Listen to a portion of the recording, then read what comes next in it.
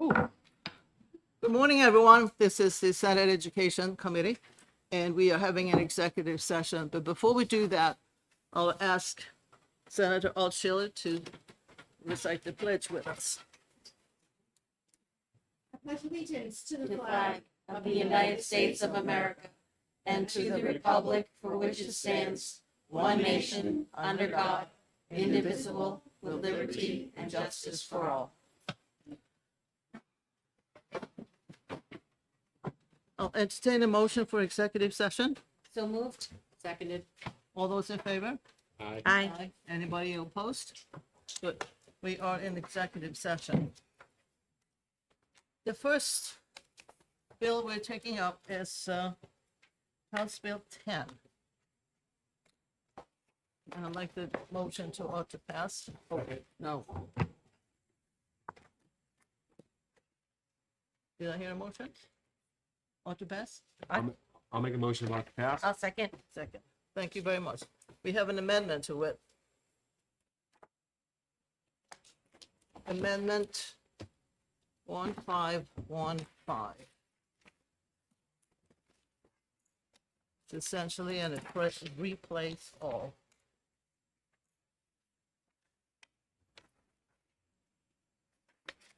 Where's the, is that in our packet, Ryan?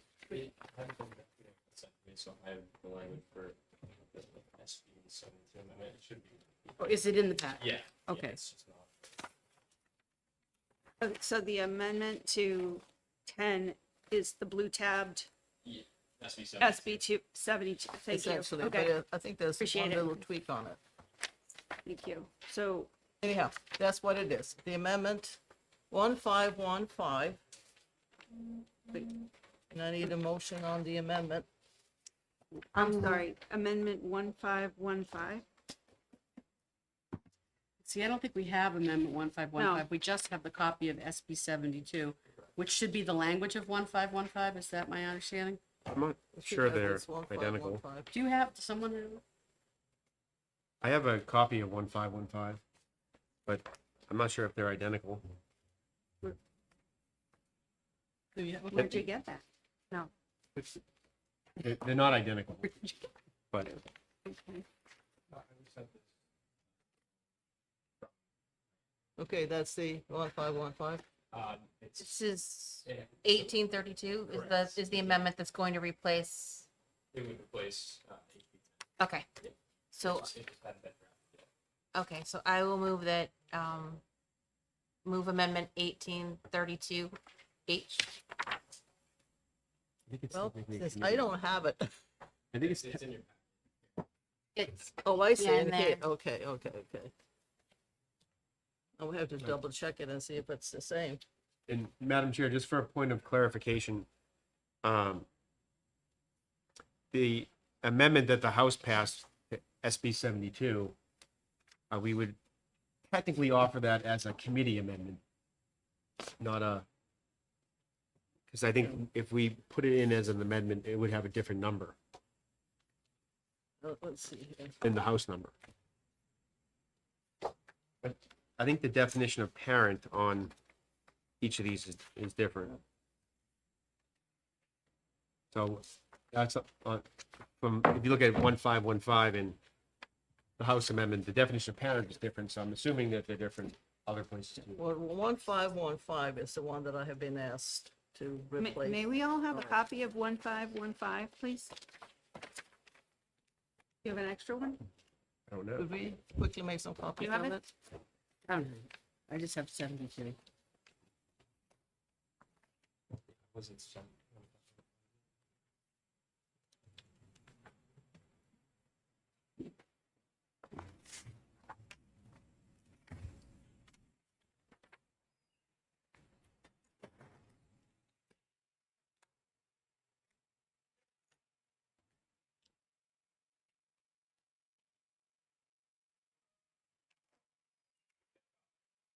Thank you.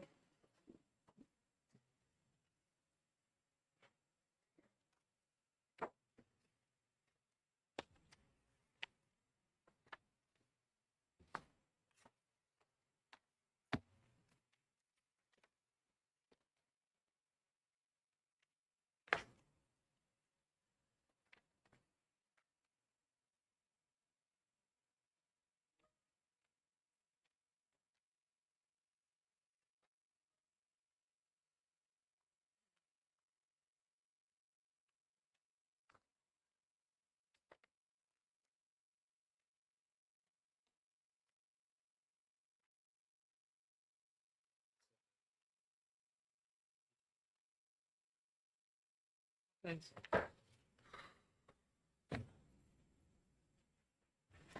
Should we come back to that then? I guess we could. Yeah. You're right. Well, seem to have our ducks in a row on So that. I can withdraw the motion about to pass if you wish to come back to. That's okay. Okay, we'll hold on to 10 for, until we get the amendment done.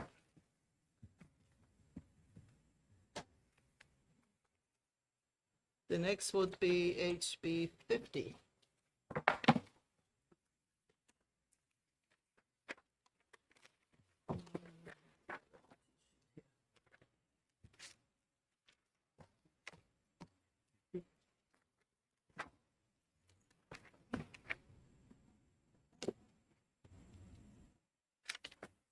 I'll have an ATL on that.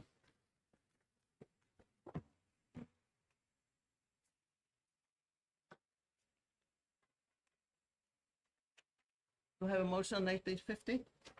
I'd like an ITL. If I could. Motion that it didn't expedient to legislate. Do we have a second? I'll second that. Any discussion? Any discussion on HB 50? I believe that this was the fix that we had in.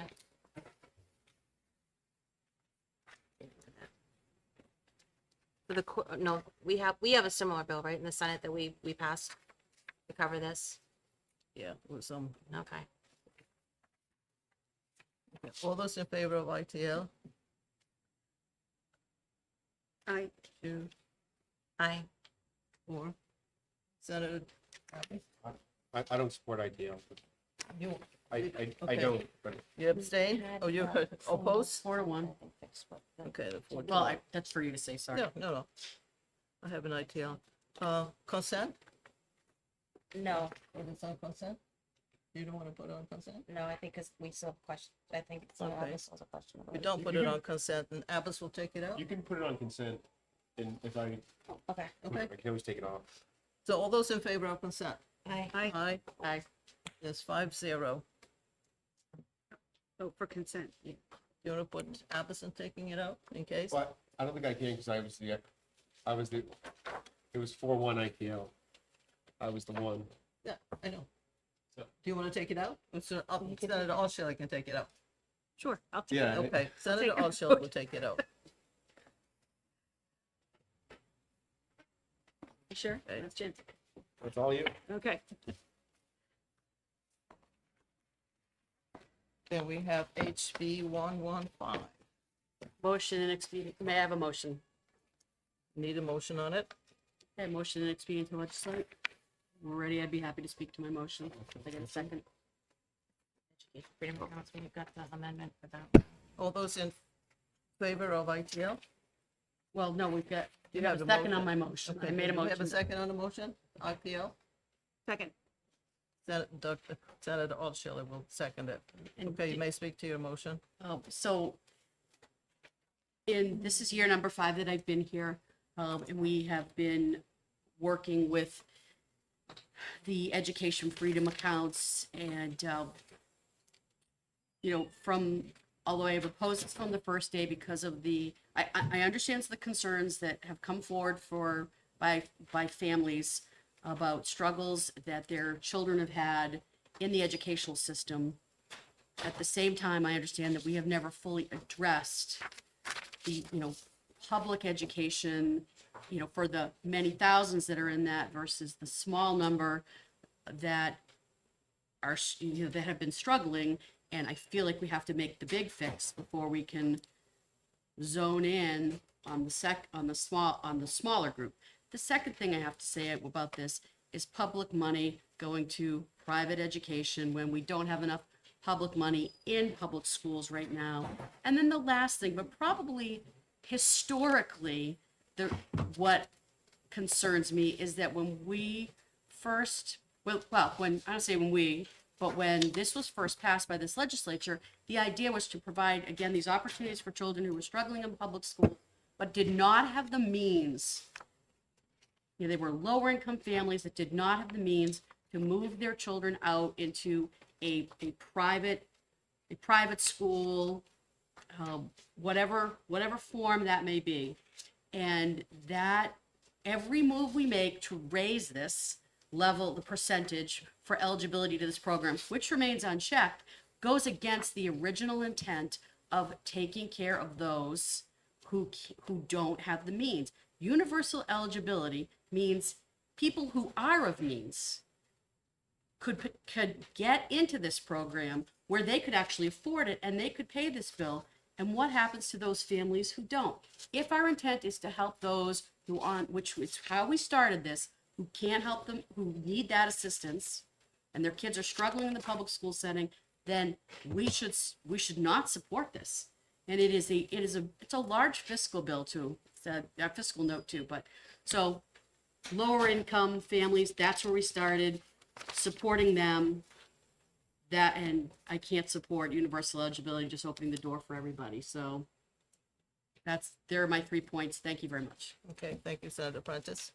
Senator Sullivan. Hey, I'm not supporting the ITL. In fact, I'd like to, after we have that vote, I'll bring another motion. But if we want to go back further in history, we know that public education was started with a religious background. It was a Protestant education with a Protestant Bible, and the only time that it split was when the Catholics came, and this was a bigoted approach to education to remove Catholics from public schools. It is time to end the bigotry. It is time to give all kids equal opportunity in education, and so therefore I will not be supporting the ITL, and I would like to bring another motion forward at the appropriate time. Okay, are you ready to vote on that here? Senator Altschuler?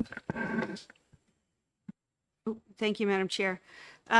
So while it's important to know all of our history and appreciate the information that my colleague, Senator Sullivan, brings to the conversation about the history, which also we need to recognize that the history in New Hampshire is a whole lot younger than the history lesson being presented in front of us, because what we do know is that nobody is discriminating against non-secular schools.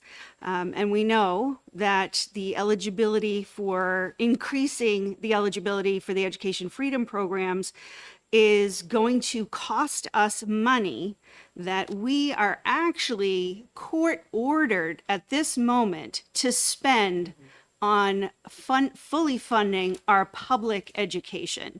So it's actually imprudent as fiscal agents of the Education Trust Fund for us to spend money on a program that changes its purpose seemingly with each legislative year, while we have not one but two decisions through our courts that tell us from the judicial branch what the people of New Hampshire have been saying to us for decades, is that our public schools are wildly underfunded, and the push down of responsibility from the state down to our municipalities is increasing our property taxes. We're not doing the kids any favors, and it's widening the gap. And we have all tried to, hopefully, most of us have been trying to get an even playing field so that students across the entire state have the same equal and excellent opportunities that kids in other parts of the state have. Expanding this universal eligibility is going to be siphoning money away from that goal. And we have not only a constitutional, but a moral, and now a judicial responsibility to meet the needs for our public school students.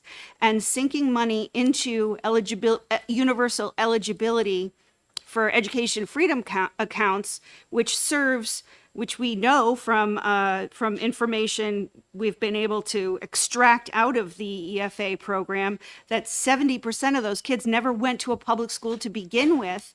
They're going to be fine. They're going to be just fine.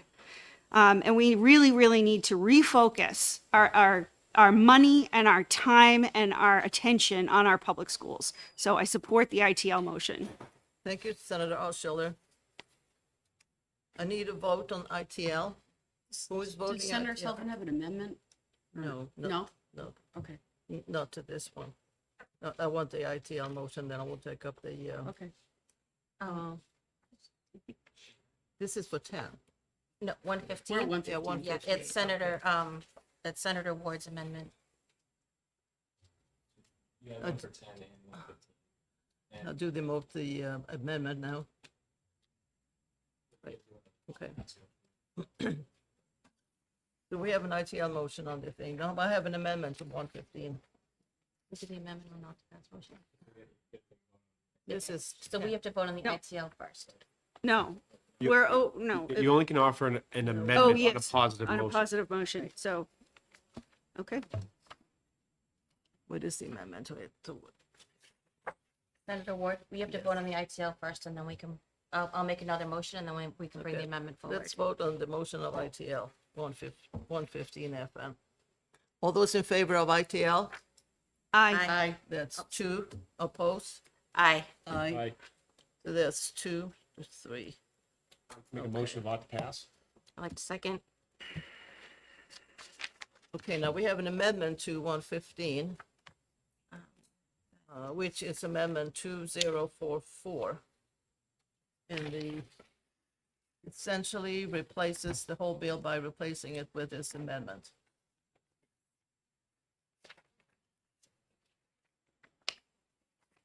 I need a motion on the amendment. I'd like to Can offer, you walk us through, sorry, Senator Ward, It's Where- the, what's the, what is it, 70? The underlying bill, the 70, it's 72, it's is it 158, so we're at 295? 115 with the. it's HB 115, 295? and I believe the amendment is number the- 2025-2044S. No, Yes. 2044, that's the amendment. And the amendment is essentially the original, the Senate bill, which is what, for 295? Mm-hmm. Okay, So this, Senator Ward, yeah, so this is the capping of the EFA program and putting conditions on those caps, yes. including siblings that are currently in the program. Currently enrolled, siblings that are currently having a student who is sibling of, and a child with disabilities, and any student whose family income is less. So, okay, so can I Yes, speak to you? I actually spoke to this on the Senate floor as well as offered an amendment. My concern here is getting ourselves again back to if we are going to do this, which, as you know, Senator Altshuler raised all the points why, you know, we shouldn't be doing this, but historically, here we are. So the lower income families are compromised once again because the last item D speaks to the poverty, the 350%, which is the current level now for eligibility. But what it also does, because there's no means testing at all, so once a student is considered eligible and they're in, and their eligibility, like every other publicly funded assistance program in the state, is not checked, they could be a student, a sibling of a student whose family has had a change in circumstances, and they would move ahead of, say, a child with disabilities or a lower income child and get popped to the front of the line, even though their financial circumstances have changed, and put them in a better position where they may no longer qualify for this program. So this is, I spoke to this when I tried to amend this on the floor. This is backwards and gets away. If we're gonna do this, and again, I have my opposition, we still need to focus on what was the original intent of helping. And this does it backwards, my but opinion. I think the most important part of this amendment is what you see in, from line 30. The education fee will have not exceeded 90% of the total enrollment for cap, it would be a cap to 2 consecutive years. Is So the there issue is with the a, priority of the, It's sort of a hold on it. The prior, yeah, I mean, I understand the cap, but the priority of, in, starting in line 25, 1B, I think if we don't have means testing, we've got that flipped, and we need to make those who are, you know, financially in not as strong a position, at the front of the line, and children with disabilities at the front of the line, keeping a student who's currently in an EFA program, whether I agree with it or not, at the front of the line, but a sibling shouldn't be able to jump in if a family's circumstances have changed since there's no means testing at all. That was my objection to this as the Senate, on the Senate floor, and I'm gonna hold that objection here. Okay. So any other discussion on autopay of the amendment? Senator Sullivan? Thank you, Madam Chair. Yep, so there's a lot of talk about equal opportunities, and that's exactly what this is. This is an equal opportunity for all of New Hampshire families and all of New Hampshire children. And there's no means testing for for current public schools. This broadens public education, but there's currently no means testing for public schools. And when we get into these conversations, no one begrudges a wealthy family of using $24,000 to go to school in public schools every year. But if we want to give those same families $5,000 to go to a school of their choosing, then all of a sudden this becomes a problem. And I just don't understand the argument there. This is finally removing barriers for all families to choose the education that is right for their children. And we hear in this committee, every single time we meet, parents that are disgruntled with the current system. It is my hope that as we increase opportunities for parents and choices for parents, that public schools will start to listen. And then we can make those schools stronger, because they are an important foundation for our state. And I'm hopeful that the more opportunity we give and the more choice we give, the better our schools and the stronger our public schools will become. Senator Altshuler? Thank you, Madam Chair. So I think I might be able to offer some clarity on what the differentiation is between a community being not objecting to a wealthier family taking advantage of the public neighborhood school in their community versus pulling money out of that school and bringing it over to a Catholic school, or another private school, or a Protestant school, or a Jewish school, or a private independent school, of which we have a wide network here in New Hampshire.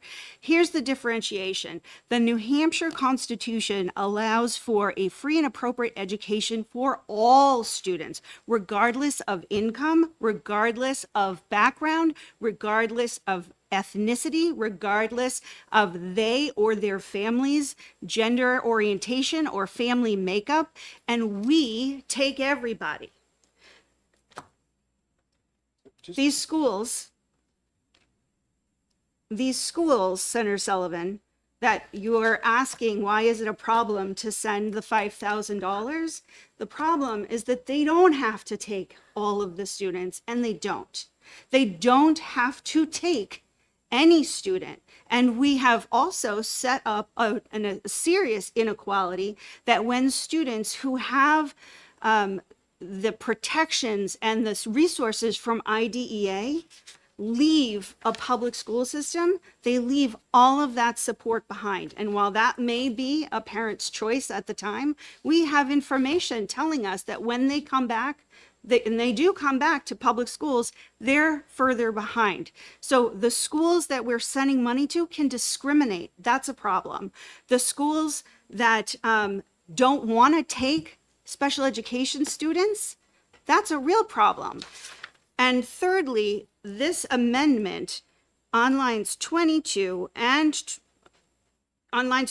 twice and a number of other places, the word cap isn't a cap, because a cap has a ceiling, it has a stop. You can't go past the top of the cap. This is a visor, because anything can go out the top. Once you reach 10,000, we reevaluate and we reset the number. It's not a cap. It's just a temporary moment where we redo the math so we let more kids in. So it's really not, that's not an appropriate word. I'm struggling to find one that would accurately encapsulate what this proposal is, but it's certainly not a cap, because it never stops. So for those reasons, I cannot support this amendment as written. So because you addressed your comments to me. Senator Abbas wanted to. I was trying to get your attention, Senator Sullivan, since you weren't listening. I was researching Yeah. something that we No, were I discussing. say, I don't what mind we if you do two before go we back get and here. forth, and I'll just chime in later.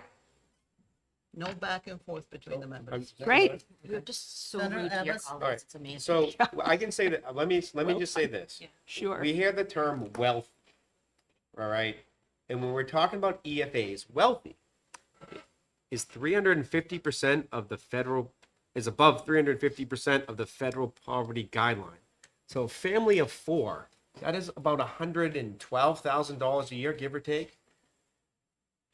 When you have young families with children, with interest rates on mortgages, they're still paying off their student loans themselves.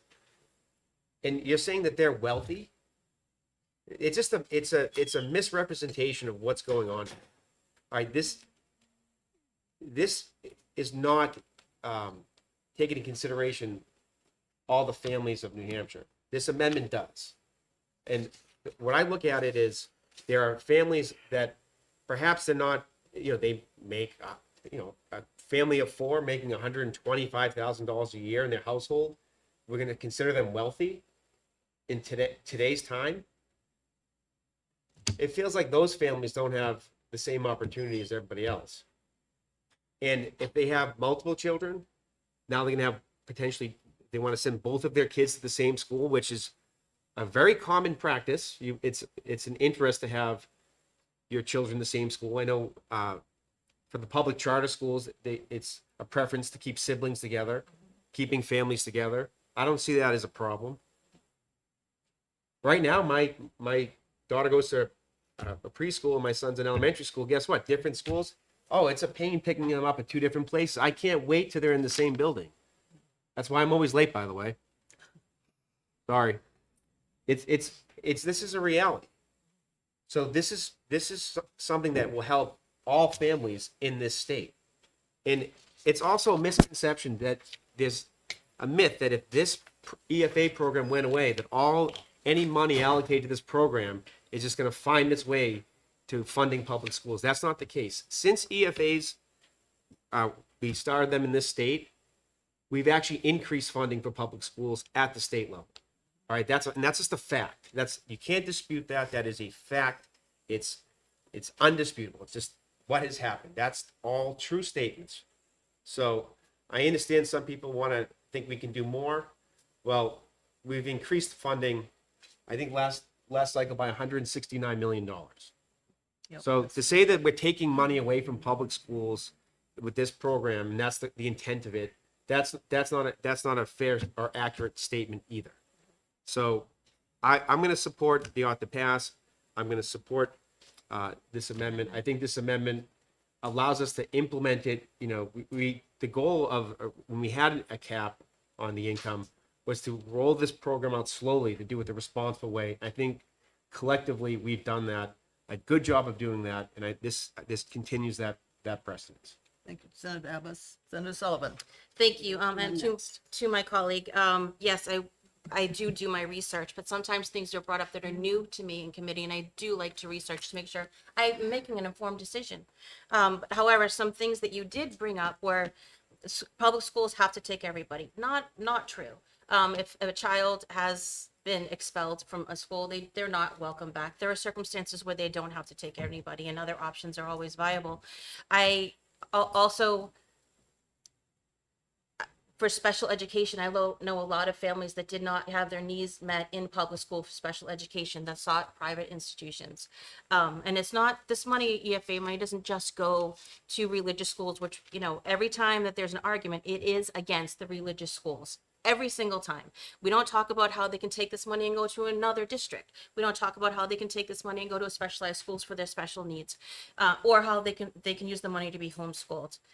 This is a program that our constituents are demanding. And I sat with a young woman yesterday who graduated from a local public school, who had to be subjected to violence that she described to me that I would not put on any child.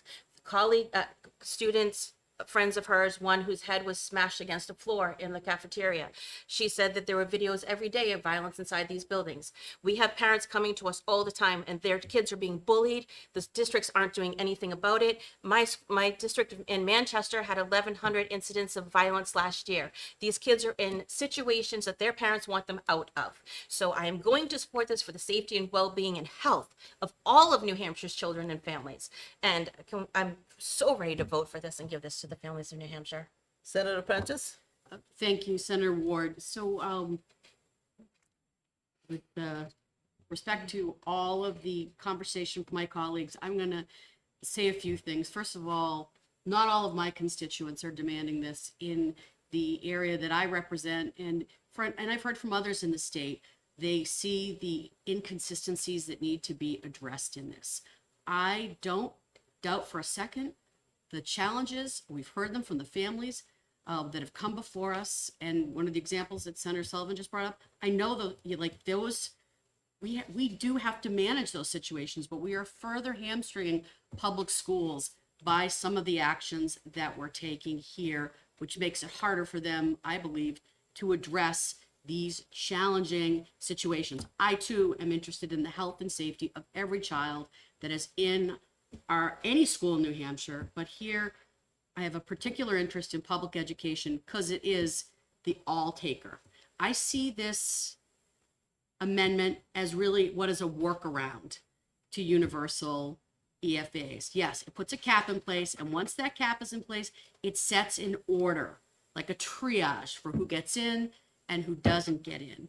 And I just want to be clear that I think this is out of order. And my use of the word wealthy, if I use that, that is not the proper, that I will draw that word back and say what we know, because we do not means test families, is somebody could be financially in a better position. Still, that might not be as great a position as the family next door, but now they're getting a leg up in this program when that other family who is of less means is going to get skipped over. That's why we have to think about this. So this, I too am interested in the health and safety of every child in the state. This is a workaround that if we're going to set this cap, which it is out of order, and we're moving to the front of the line without any means testing children from families whose circumstances may have improved. And I wish for every family's circumstances to improve, but this started out, and I've been here for now, this is my 5th year, as a way to help the families, the lower income families, move their children into a more appropriate setting for them. Okay, that's all I'm going to say. I'll be voting against this. I'll be voting against the underlying bill, but I appreciate all the discussion. Thank you. Thank you, Ms. I think we have discussed this sufficiently. So I have a motion about to pass on the amendment 0244S. All those in favor of the amendment? Aye. Aye, aye. Opposed? Nay. 232. Okay. So now we have the bill with the underlying amendment. I have a motion about to pass in a second, and all those in favor of about to pass on the bill with the underlying amendment? Aye. Aye. And opposed? So Nay. that's Nay. 3-2. Okay. Do you want to take it out, Senator Sullivan? I'll pick it up.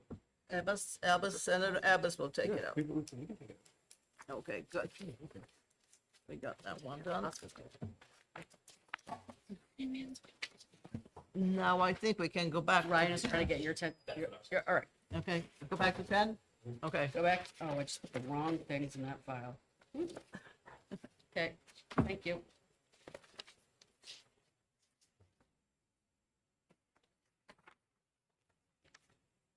we have a similar situation. We go back to 10.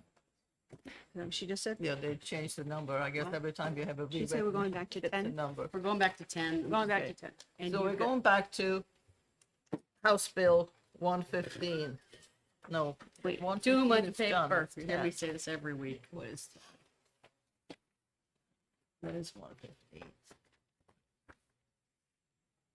we just did 115. Are we back on 110? Yep. Can I move on to pass? Just I 10. have all to pass on just 110. Oh. And a Just second. Just 10. Just 10. Just 10. We have an amendment to,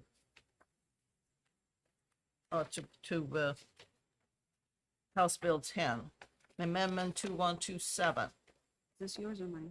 which is I don't know. replace all.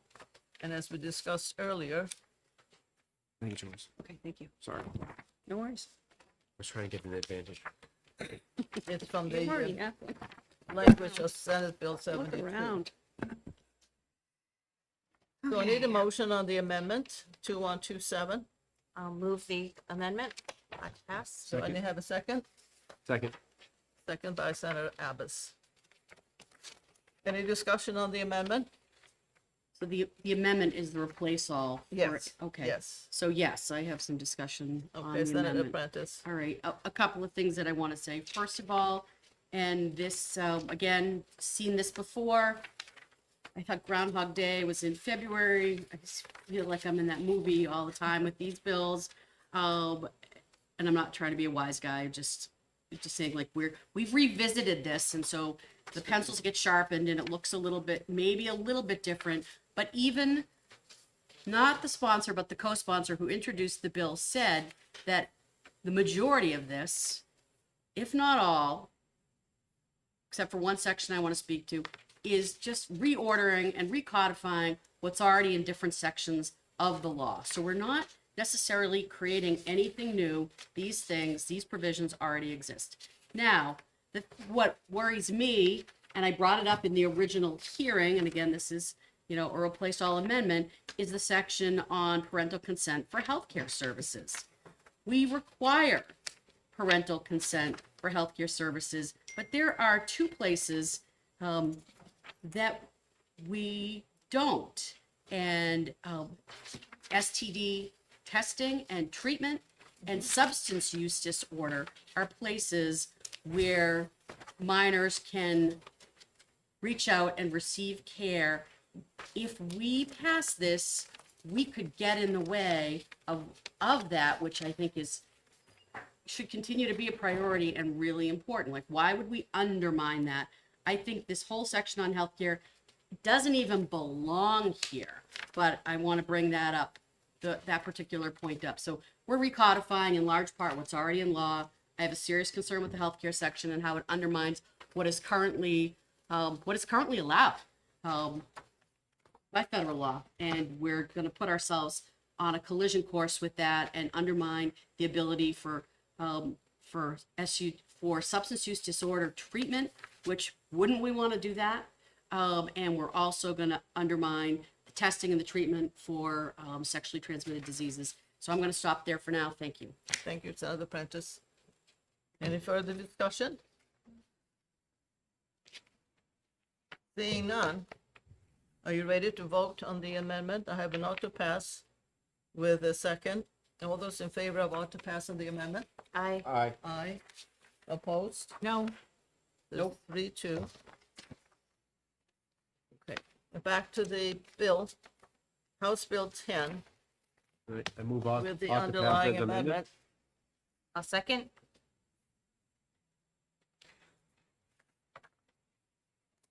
And further discussion on it? No. All those in favor of ought to pass with the underlying amendment? Aye. Aye. Aye. And opposed? No. It's 3-2, okay. And do you want to put that on consent? So No. moved. Oh, sorry. You can make that motion. I'm going to vote against. Take that Sorry. motion. No, that'd be a That just no. came out. Sorry. You want it on consent? No, okay, who wants to take it out? I'll take it out. Sullivan will take it out. Okay.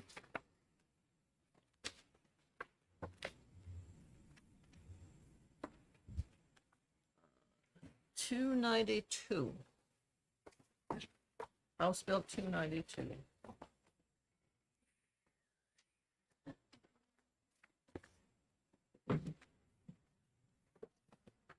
Commission to study the issue of school administrative unit consolidation. Motion. Senator Prentice, Inexpedient to legislate. do I have another one for inexpedient to legislate? A Second. I'm happy to speak to my motion. I'm looking for a second. Oh, sorry, I thought. Is there a second to the motion? I did. Senator Altshuler. Okay, Senator Prentice, you may speak. We've had a number of, I won't say a number, I think we've had at least 2 bills this year that look either exactly the same or have many of the same elements. And I feel like they all have to be aligned. I'm not against studying this, but have we got all of this language in the right place at the same time? So that's, yeah. Yes. Senator Altshuler. Yeah, thank you, Madam Chair. So we discussed this earlier in the session through Senate Bill 57, Yeah. which this committee worked on considerably with the collaboration of the prime sponsor, Senator Murphy. Murphy's bill. So the Senate position is actually Senate Bill 57. So if there's not a will to and expedient to legislate, then, perhaps the committee would consider a re-refer, since we have a position on this exact topic that we've, really, really dug through. Senator Abbas. Thank you, Madam Chair. And without getting into the policy of HB 292, I think there's a limitation on how much that can be studied, given what the conditions are going to be this summer in Concord. So we have to take some consideration on prioritizing what we study and what we don't. Right. So certainly passing 2 of these is not, not necessarily the way to go, but at the same time, maybe a re-refer if we held on to it, just really because I'm not sure if they're even going to be able to meet if this building's unavailable and it's all over the place. And there's already there's a lot of study commission bills out there. I don't want to bring up every one, but there is just to take in consideration. Senator Prentice. So I'm going to withdraw my ITL motion so that I can offer a different motion if the committee would so indulge me. I will indulge you. I need a second. I'll second. Do you want to withdraw your second? Or Oh, sure. I want to You withdraw wanna my withdraw? ITL. She's withdrawing her ITL. Because Withdraw your- there's a better motion. Supporting her ITL Okay. with that? Senator Prentice. No. Oh, because we have the 57, sorry. Yeah. Senator Prentice has another I'm motion. sorry, I That's another misunderstood motion. your Thank you. argument. Yeah, so I'm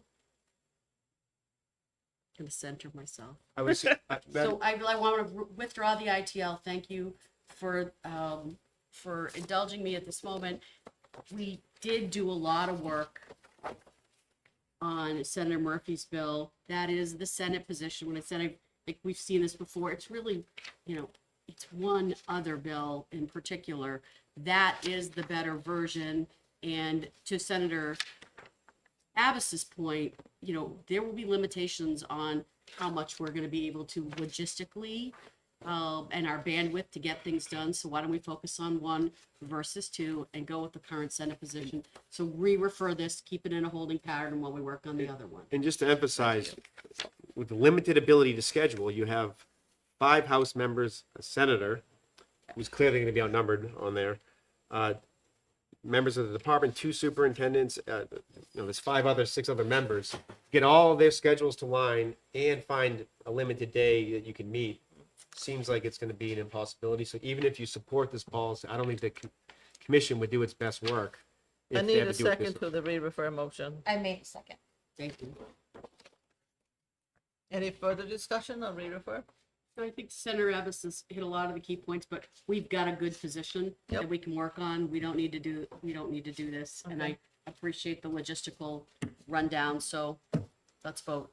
Okay, so without further discussion, how many are voting for re-refer?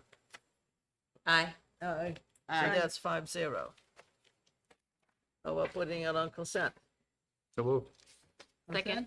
5-0. You will consent? I'll vote for consent. Okay. 5-0 for consent. I'll take it out. Okay, that's, They would've been lucky My if they coffee could've is met once. starting to pick up. Like, I'm really They would've feeling been like I'm lucky if they could getting have met into one time. a good space That here. people- Right. 394. Relative to the power and duties of cooperative school district budget committees.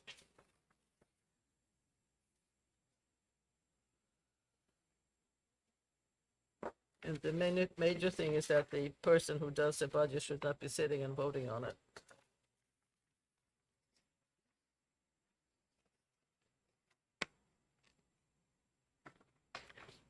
The bill changes the school board appointed member on the cooperative school board budget committee to a non-voting ex officio role. So.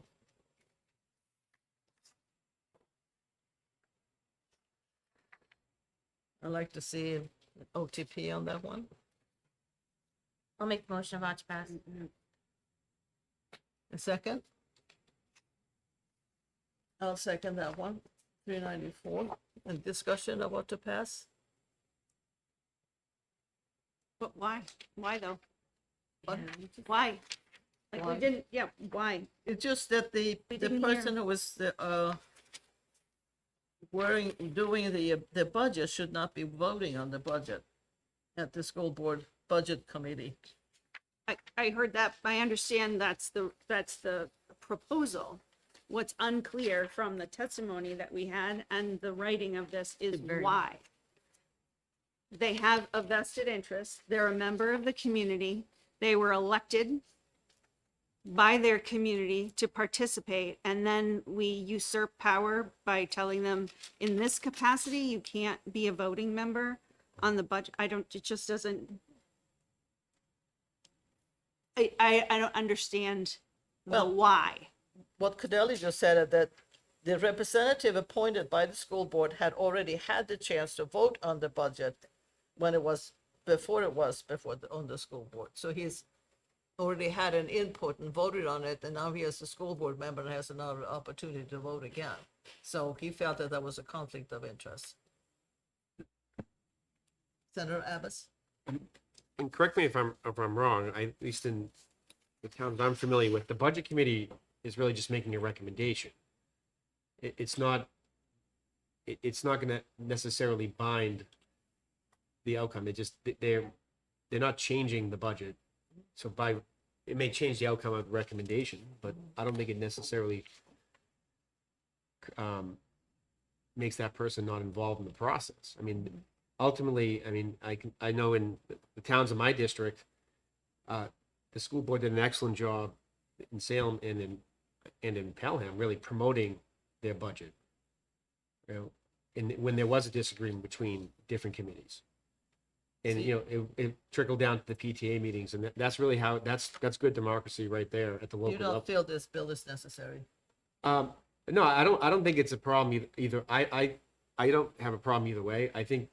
I'm just saying that because the budget committee is only making a recommendation, they're saying that this person's who's been now appointed there or assigned is now disengaged from making the recommendation. They voted for it when it came out of the school board. So they were part of the process in putting it together. That's as engaged as you can be. So I support the concept of it. I think it's either way, it's still a recommendation that the budget committee makes. So I don't think this is You have something? I just don't think that I thank you, Senator Ward, for letting me speak. And I was looking at the House position on this. I mean, I don't feel like this is necessary. That's, and there was not an overwhelming, I don't think that this is necessary. You would like to have an ITL? But we have to vote on the what to pass first. There's an OTP first. I can just vote it. Any more discussion on auto pass? Who is for auto pass? Aye. And opposed? 3-2. Okay. Good. Put on consent? No. Do you want to take it out? Senator Altshuler? I voted against the prevailing motion. Yeah. So no, Okay. unless, sure, I'll take it out. Why not? There'll be a twist on that committee report. Let's do it. Okay. Senator Sullivan will take it out.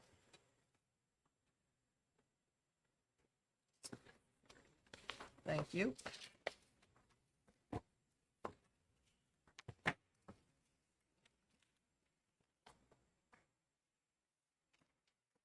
(431). Establishes a commission to study the cost of special education in public schools.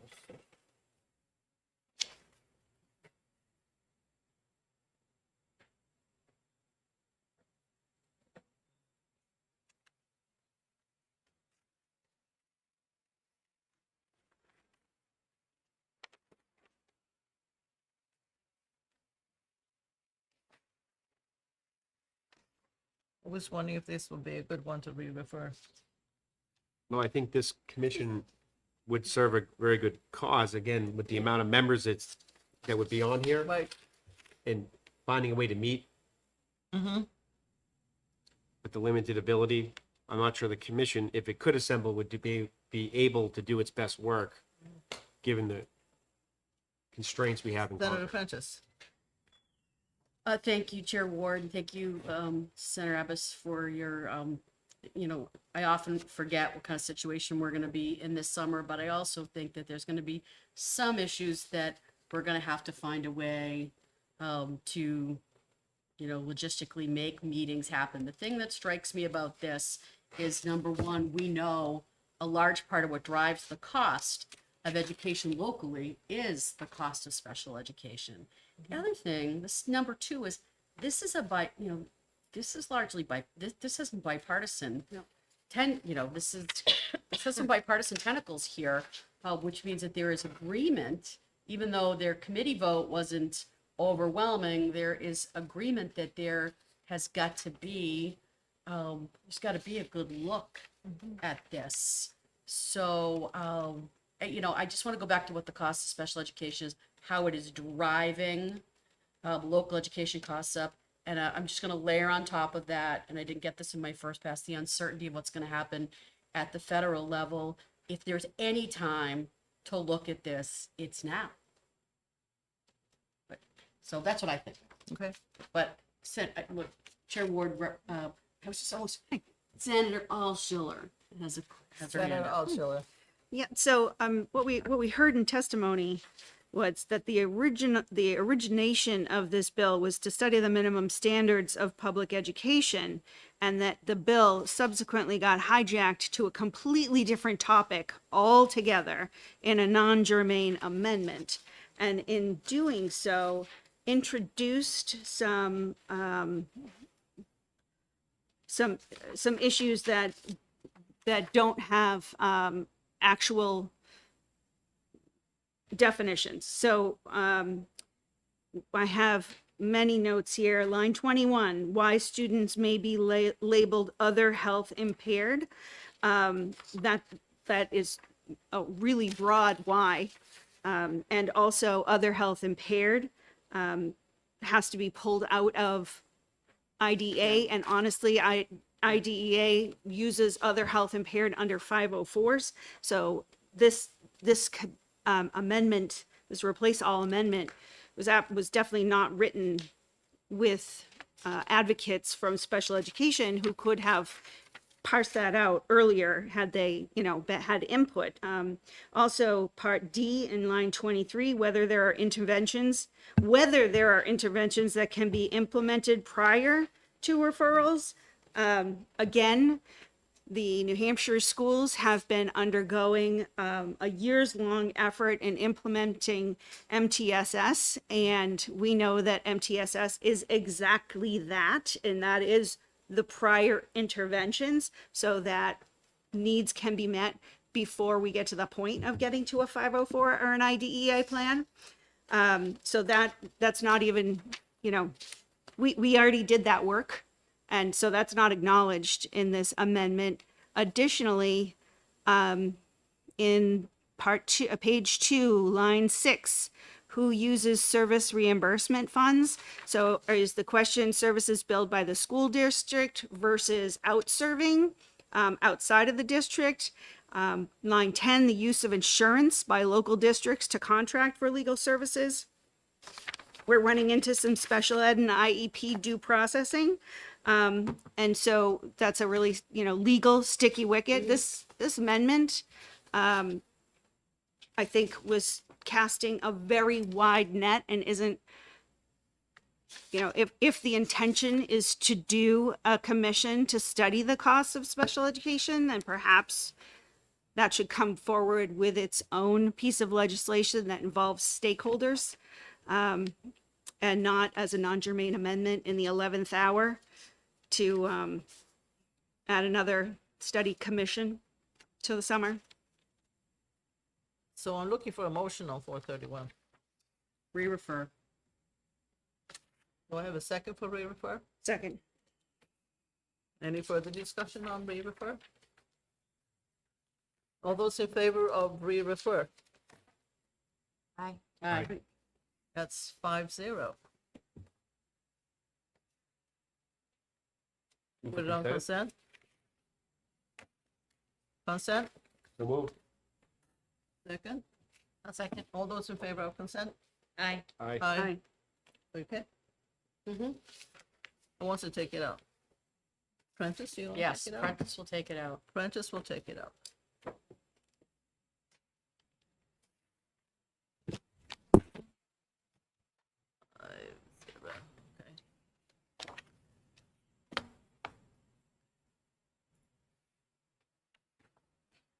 446.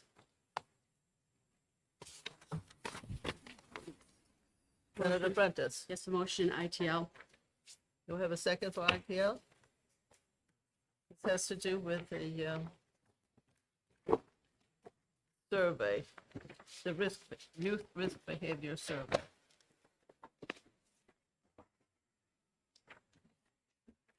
Do I have a second for the IPL? Senator do. Altshuler. Discussion.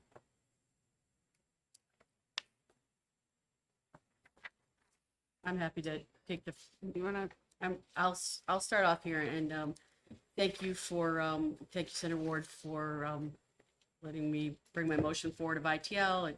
It's been seconded. This is also a bill that I have spent time on in the past, so here we are again. We heard testimony, and we have over the years, at least the 5 years I've been here, have heard testimony about the importance of this tool in shaping public policy, prevention strategies, locally and statewide. We had, I believe she was from Dover Police Department, come in and speak very specifically to the work that gets done. Parents have the opportunity to look at the questions ahead of time. These are only questions going to high school students, and these types of surveys, and there's a lot of information that's available on proper conducting of these types of, the proper conduct and pathways for developing and administering these types of surveys. And that's what we have been doing in New Hampshire. So the parents still get a notice. They can opt out of this if they so choose. Again, they can see the questions ahead of time. This is tried and tested. We have an opportunity here with all of the struggles that we see and we hear about with the youth in New Hampshire to focus policy based on data. And we heard both sides of it, but I thought when we started to hear from the folks that, especially the police officer from, I believe it was Dover, who came forward very specifically about how they use this to shape interventions, that is very important to me. So that's why I think this is inexpedient to legislate. And again, we've been here before. Thank you. Senator Sullivan. Thank you, Madam Chair. So I put the survey out It was given to me by Health and Human Services. I put it out for parents to see on social media, and overwhelmingly they were appalled by the questions that are being asked of their kids. We send kids to school for an education, not to be there to make money for other organizations. And we heard person after person that came to testify said they need this so that they can get grant money, they can raise money. It was all about the money for their organizations. That's not why people send their kids to school. And for people that came forward and said, well, it could be burdensome and take time for the opt-in, get rid of the survey altogether if you don't have the time to do it, because that's actually what parents want. This comes from a lens of all kids have been harmed. All kids are somehow have been sexually assaulted or sexually abused. This is what these questions start with, that premise. And what about all of the healthy kids that don't think about these things, that now it's in their head? I mean, the survey itself was overwhelmingly about their sexuality. Kids should not be being asked about their sexuality in the middle of their classroom. This is why parents are demanding EFAs. This is one of the reasons why parents feel like they lose control of what's happening with their kids. They can't protect their kids in the public schools anymore. And it's things like this that really drives that conversation. So I will absolutely be voting against the ITL. Madam Chair, Senator Abbas. although I appreciate the concerns raised about the survey, the testimony is that if you make it an opt-in as opposed to opt-out, the students aren't going to take the survey. Isn't that the problem with the survey itself? If parents have to sign and opt their children into the survey, I feel like they're more likely to review it. If there's no issues with the survey, there shouldn't be an issue with parents aren't going to have a problem with it. And this is on a case-by-case basis. And I hear that it's going to be a lot of work to get the parents to fill out the paperwork for them to opt in. Every time they go on a field trip, you have to opt into the field trip. It is done pretty frequently. There's a mechanism to do it. So I think there's some concerns. There's obviously different types of surveys that are done, so maybe not all of them will raise the same concerns as what we heard, in the hearing. But again, if the problem is that you're afraid that the parents aren't going to opt into it, I think that maybe reevaluate the survey you're giving in the first place. That's my opinion. Any further discussion? Senator Senator Alshiller, I'd like Alshiller? to go again. Thank you, Madam Chair. So, with regard to the opt-in versus the opt-out, in order to have a credible survey data set, you need to have 60% participation. And with our opt-out, we're at 62. So parents are opting out when they're taking advantage of the opportunity, and we're just hovering at the space where our data still is viable. A move to make it opt-in will eliminate the opportunity to have significantly credible data for our programming. And to be clear, there's nobody making money off of this survey. This survey creates a baseline data and long-term prospectus. We have a long-term look back and a long-term prospectus based on accurate data sets that allow us to create effective opioid response programming. That's not a moneymaker. That's programming that benefits our communities. It helps us create suicide prevention plans and works like in my community, Connors Climb, which is now a statewide organization, with Getting to Why. We had students come in here and talk about Getting to Why, creating effective suicide prevention plans that reach students where they are and knowing that they need the help. That's what this data is providing us. No one's making money trying to help students avoid death by suicide. We heard from the New Hampshire Women's Foundation that their programming depends on, that helps women and girls in the state of New Hampshire, uses this effective data in order to provide services. We also heard from the Raymond Coalition for Youth. They're not making any money. These are nonprofits that provide services. The Dover Police Department, they're not making money off of the information provided by the YRBS survey, which isn't even named in this in this bill, but we all know what we're talking about because the prime sponsor said that's exactly what she was going for. That, you know, and we also heard from when Vicki Harris spoke, she said that taking this out of an opt-out and making it an opt-in, it no longer becomes a random survey. It needs to be a random survey. Without that random survey data set, the information is not usable in the same form.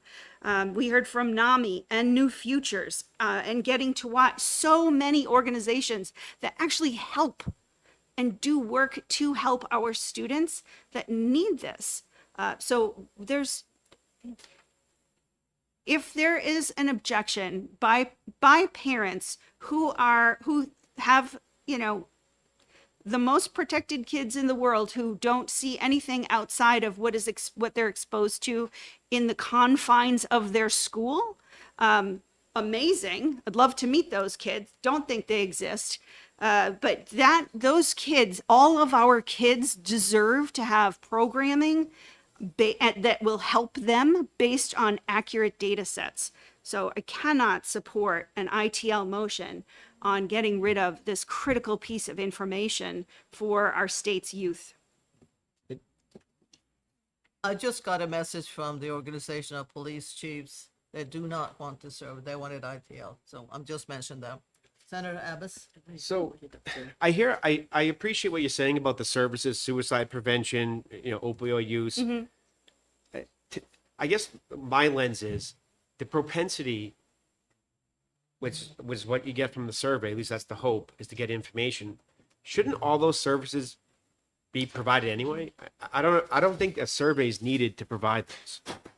So that's just, I feel like they're trying to save lives, and having data is not going to really change anything because they're still going to operate in the same function. So I think it's misguided to say this survey is essential in order for them to provide their function.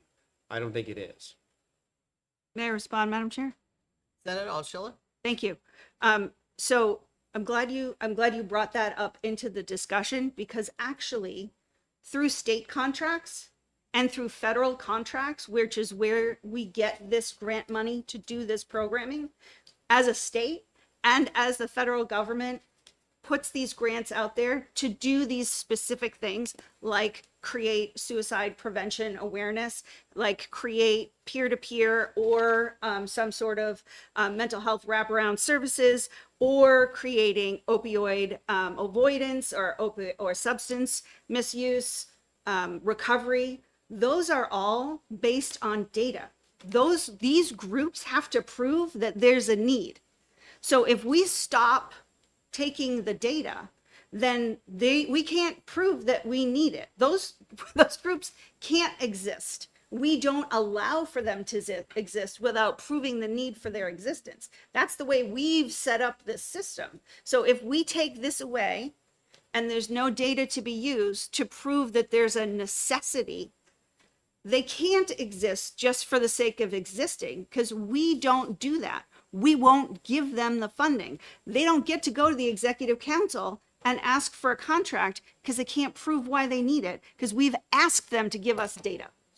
Just Yeah. so Senator in Abbas? order to get the grant money, there has to be Hours, yeah. in order to get grant money, there needs to be enough children in the state filling out a survey saying they have suicidal thoughts. I'm just that may be accurate. I don't. That's news to me. I feel like that's That's a not piece. size. It is not a one-on-one correlation. It is a series. It's a piece that is a piece of the information that bolsters an application to show, does New Hampshire need these services? Do we have to wait for bodies to pile up? Preferably we don't. We know, some of the most effective organizations here in the state were unfortunately, spurred by tragedy, but then we're able to branch out and do better work and get to kids before the bodies pile up, because they get information about how kids are like genuinely how they're feeling from these anonymous, randomized, and that's the really important thing, is they have to be randomized, and without, and every parent is allowed to opt out, and we can see from the data who's opting out, and if we drop below 60%, this whole conversation becomes moot, and we're going to lose all that funding, and we're going to have to figure out a different way to provide services. And in fairness, Do we need further discussion on this? And just Not to- going to I persuade have that anyone? written. just to defend my friend, and that's the federal policy, not, is, That's how we do our Okay. grants Yeah. through HHS. I think that it's How we do them. Yeah. no debate and no discussion between members. Senator Prentice. Thank you so much, Senator Ward, for one more opportunity to speak. So I want to say just a couple of things to wrap here. First of all, the point made by Senator Altschuler on the difference between 60 and 62% has to do with when you are looking at the validity, the statistical significance of a study, you have to have a certain sample size.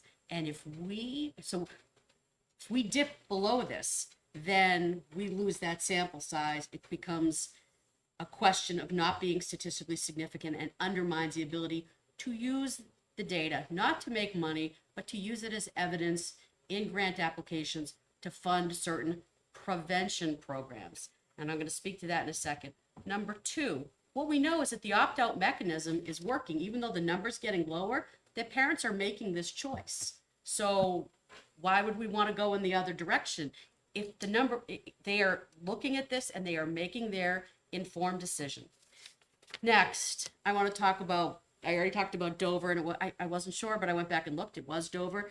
But in New Futures, there's a bolded paragraph in here. New Futures, they oppose this because it weakens New Hampshire's youth prevention and treatment systems for limiting access to data needed to inform and to fund youth safety and wellness policies and programs throughout the state. So no one is making money. It is the ability to use this data to make your case, to bring funding in, to support programs that are about prevention. Suicide prevention is probably, if we look at all of these, suicide prevention is a place.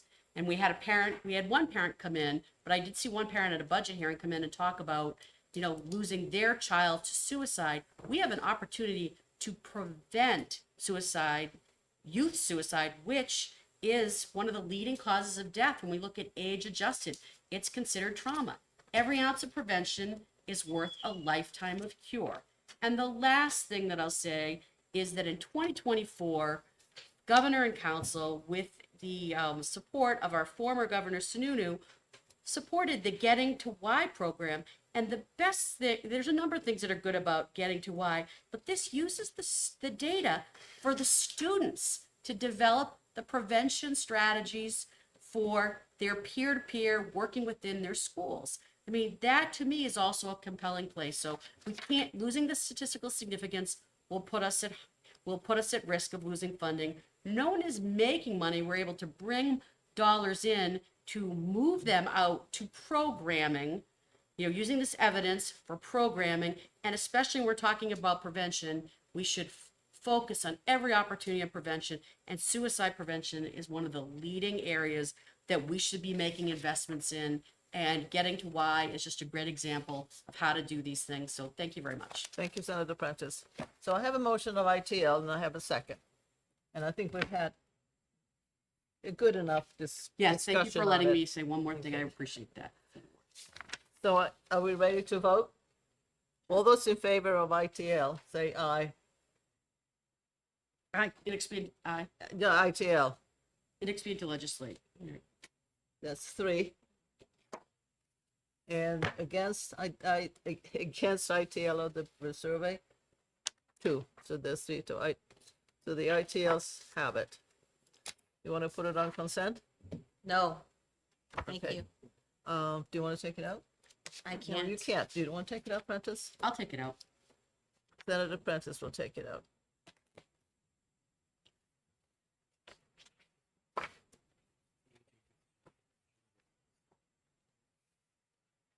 484.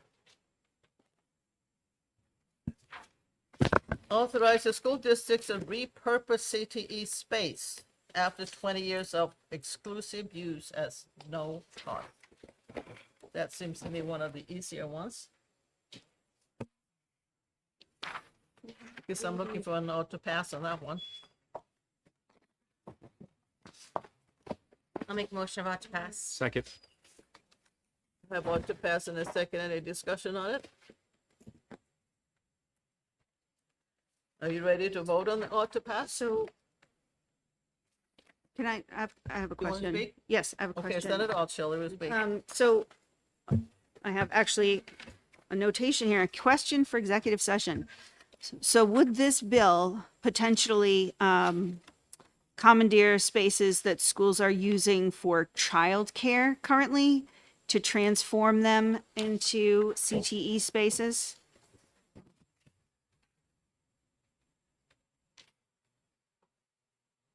For use by the Career and Technical Education Center exclusively. Provided that if space within the facility has been used by the Career and Technical Education Center exclusively for at least 20 years, such space may be repurposed by the district at no cost. Yes. Pardon? I can address that Okay. question if you'd like. Thank you. Yes, thank you very much. Thank you, Grant Bossy, Deputy Chief of Staff, New Hampshire Senate. Senator Altshuler, the answer is no. The longer answer is this applies to space that was originally used for the CTE program.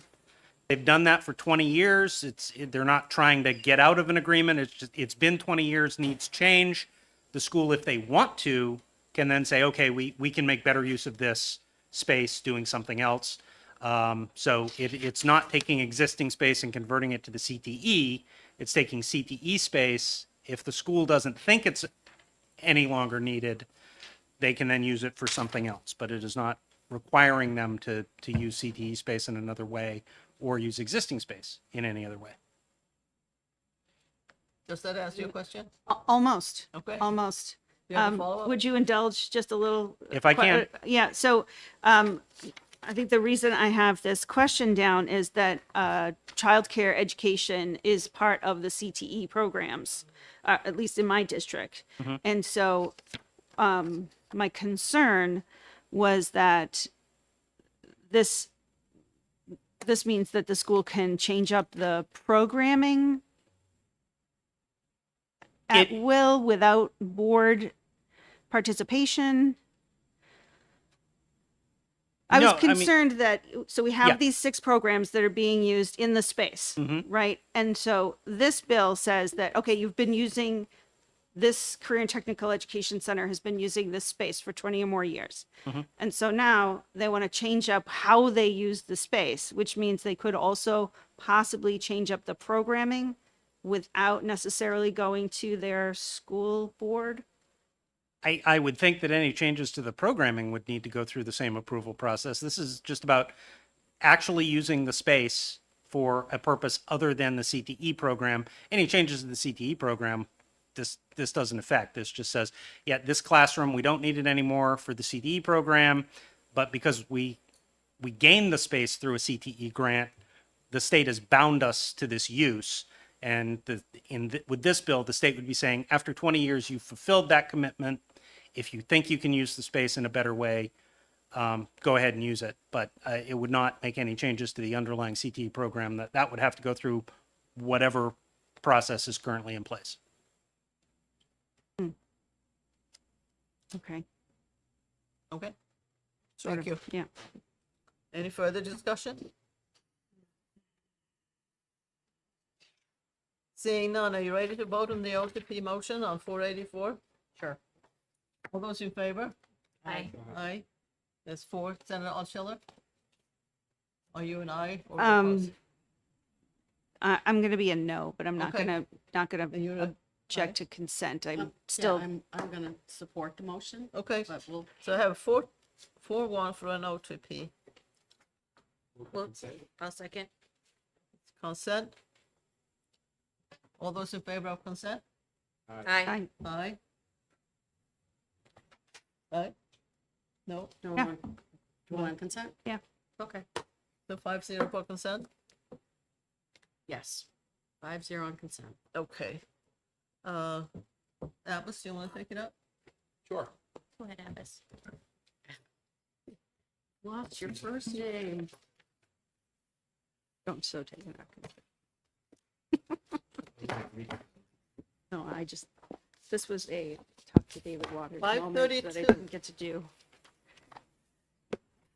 5:32. Allows IEP team meeting facilitation to be included as an option to assist parents and school districts in resolving disputes without including such facilitation in the list of alternative dispute resolution programs.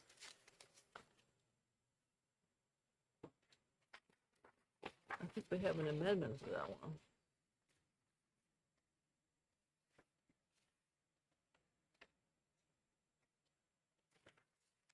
No, Senator Sullivan, is that, you had an amendment to that? Apparently I do. Did we vote on that? No, we haven't voted on it. But essentially, you are reordering the order of the things, right? HB 532 has a Cordelli amendment, which is a replace all. Am I?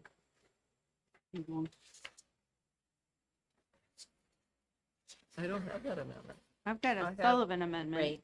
I don't, Wait a minute. Where- 2025, Is 1915. there a Sullivan amendment? It is a Sullivan amendment. 1915. That is your amendment. Yes. Oh. So I'm looking in my file, not in your well-prepared packet. Thank you. That was your mistake Wonder. right there.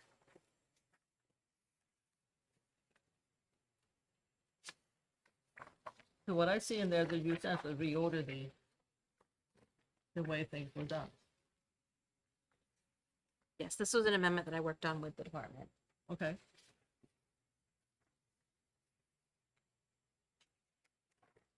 Replace section 1.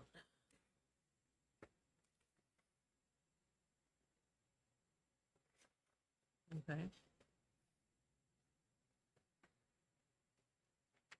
That's 1915, right? Yeah. Okay. Yeah, 1915S. Okay. So first I need a motion on the bill. Make a motion of ought to pass on Second. HB 532. I have an ought to pass in a second on 532, and we have an amendment to 532. I'd like to bring forward amendment 2025-1915. Uh-huh. Second. Can you speak to your amendment?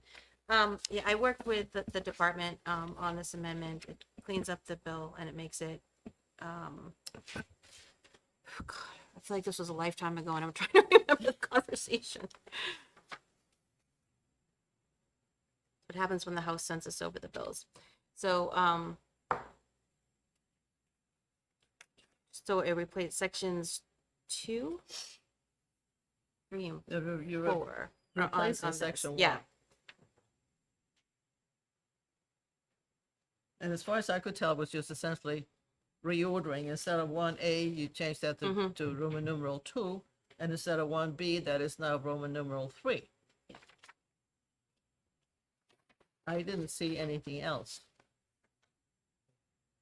And it changed. I think that some paragraph in, there's some redundancy in the language, and that this amendment basically just fixes that, but doesn't. I don't know it what just, she's gonna change. it changed, right, doesn't change it, Okay. just cleans it up.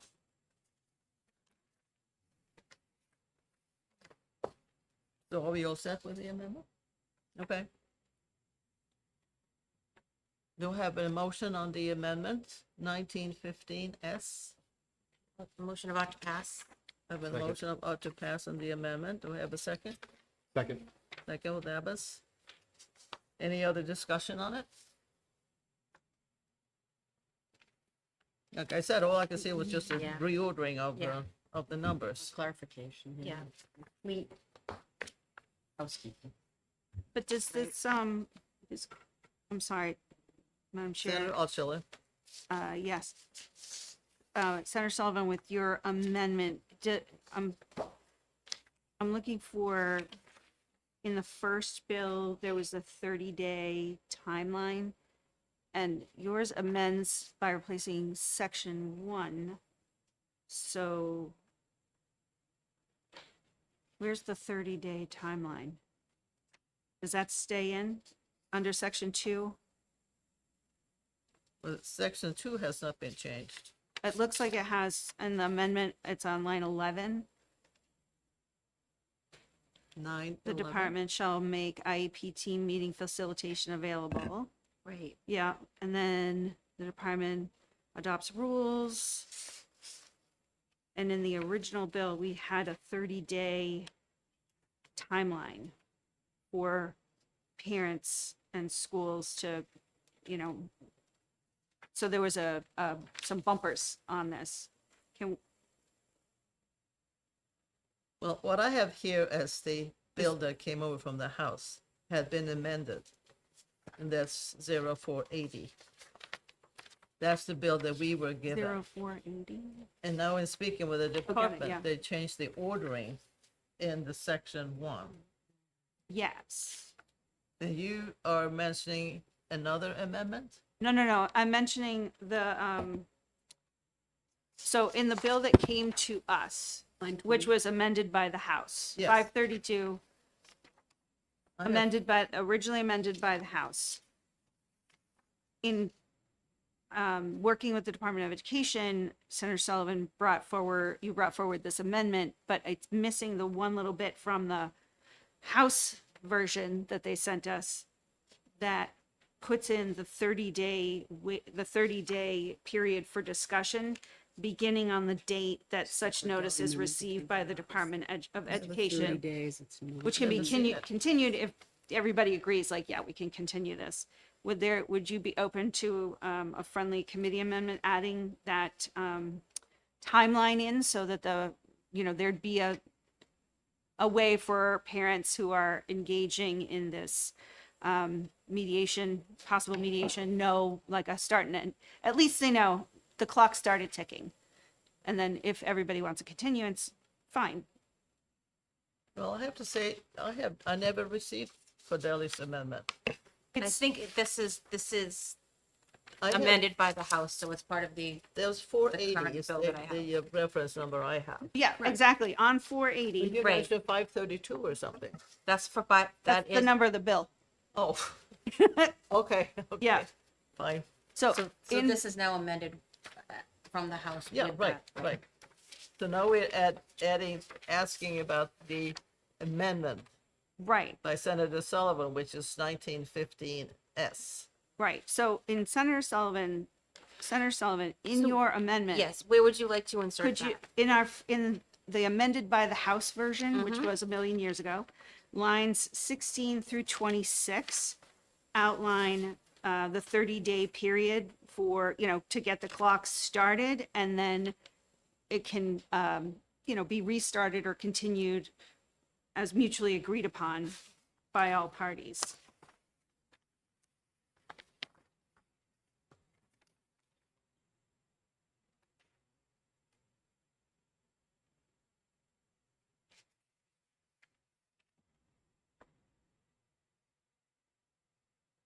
So applying to the neutral conference. Yeah, so I'd like to actually go back to the department and ask why specifically she's not here, Diane Fenton's not here. Okay. If the 30 days was an issue, and that's why they wanted it removed. So can somebody answer that here? Caitlin, can you answer that? Okay. Thank you.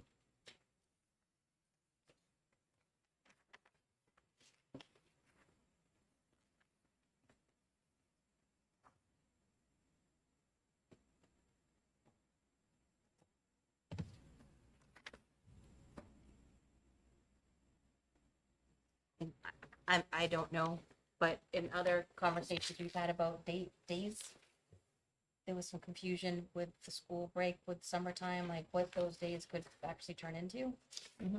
If their staff isn't there. So remember there was another bill we had and we talked Right, about the days. if it went over a school if it was- vacation. Yeah. Is Or was it school days, was it business days, like what was it? We did have this conversation, yeah. So I think can we all Senator agree? Prentice? So thank you, Senator Ward. Can we all agree that having a timeline is important? It's just what the timeline is, because I mean, that's one thing I do hear from parents, and why I've supported some other related types of bills is because things get they get dragged out. Like we want to put families on I don't think expedient is right. They need to know what their period of that period of action is, and that they're going to come up against a deadline, or it could go on. You're okay with the, I'm okay with the 30 days. Yeah. It's with Senator Sullivan's amendments. If there's a way that we can work this out that works for Senator Sullivan, but brings in again a timeline for parents and schools to be able to be held accountable to. I think that's important. And Caitlin Davis is working on speed dial right now.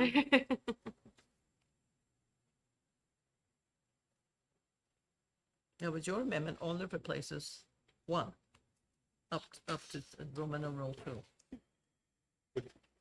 Madam Chair, would adding the 30-day issue be an easy floor amendment? Perhaps we could move it and then address, or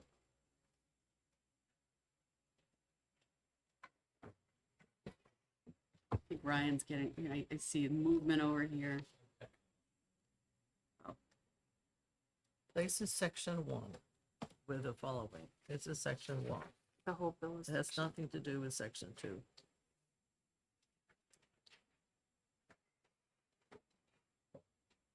So whatever is in the original bill is Right, there. that's all section It's one. been reordering.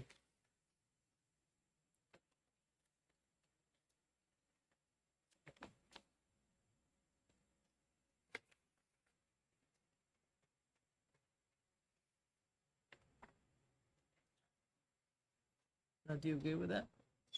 I don't have a problem with it. I just wanted to check with the department to find out why. But we need to again agree on what 30 days means in education land.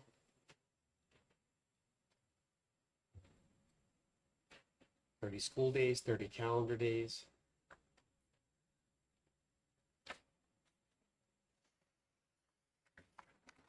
Section 1.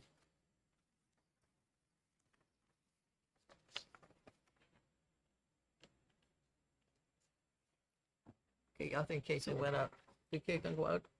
Check on something. Okay, just to check in with the department. Trying to think what happens during the summer or school Right, vacation. because you say 30 school days and something happens, you want it resolved before you get back to school. They're not always there. In 30 days, unless those that do not School calendar include, kills us when we're trying to have deadlines in here. yeah, with the exception for when there are Yeah. school vacations, school closures due to weather or illness, and summertime. Some of these meetings do happen in the summertime, but it's up. I don't. So the 30 days that's in the bill that was presented to us in the first place references the option of the neutral conference. So, or the mediation. So in section 1, in Senator Sullivan's amendment, she has on lines 8 and 9, neutral conference and mediation as options that parents and educators can choose if they mutually agree to go and to do this together in this fashion. In the original bill, there were parameters put on that if you choose either neutral conference or mediation, which you don't have to, it's just an option. It's outlined to assist in forwarding this. It looks like on this read, it's 30 days. Just 30 days, not 30 school, 30 vacation, it just 30 days in order to put some parameters on this extra option that's available. So should you agree to do neutral conference or mediation, the intention is that we'll get this done in 30 days. And then there is an option for both parties, you know, illness, school vacation, maybe the IEP coordinator, like, gets sick, you know, that there could be a mutually agreed upon extension. And I think so may I? So it's a say lot of more? I flexibility. think that's the language. So it's 30 days unless a mutually agreed upon That's exception, mutually agreed upon. That's in line extension. 20. Okay, so, but we could. On the use original. that. I think I don't know. I maybe. think everyone's overthinking it. So in Yeah. a lot of the legal stuff, there's, you serve this, you have 30 days to respond. But virtually every time, there's a lot of in extensions given, unless it's really prejudicial for some reason, especially if it's the first time you ask. I mean, but you got to have in the law, the rules, a hard line in the sand. Otherwise, it just it can drag on. So when it says 30 days, it's unusual for someone to really hold your feet to the fire if there's a reasonable request to put it out past the 30 days, whether it's a personal matter, illness, work, school vacation.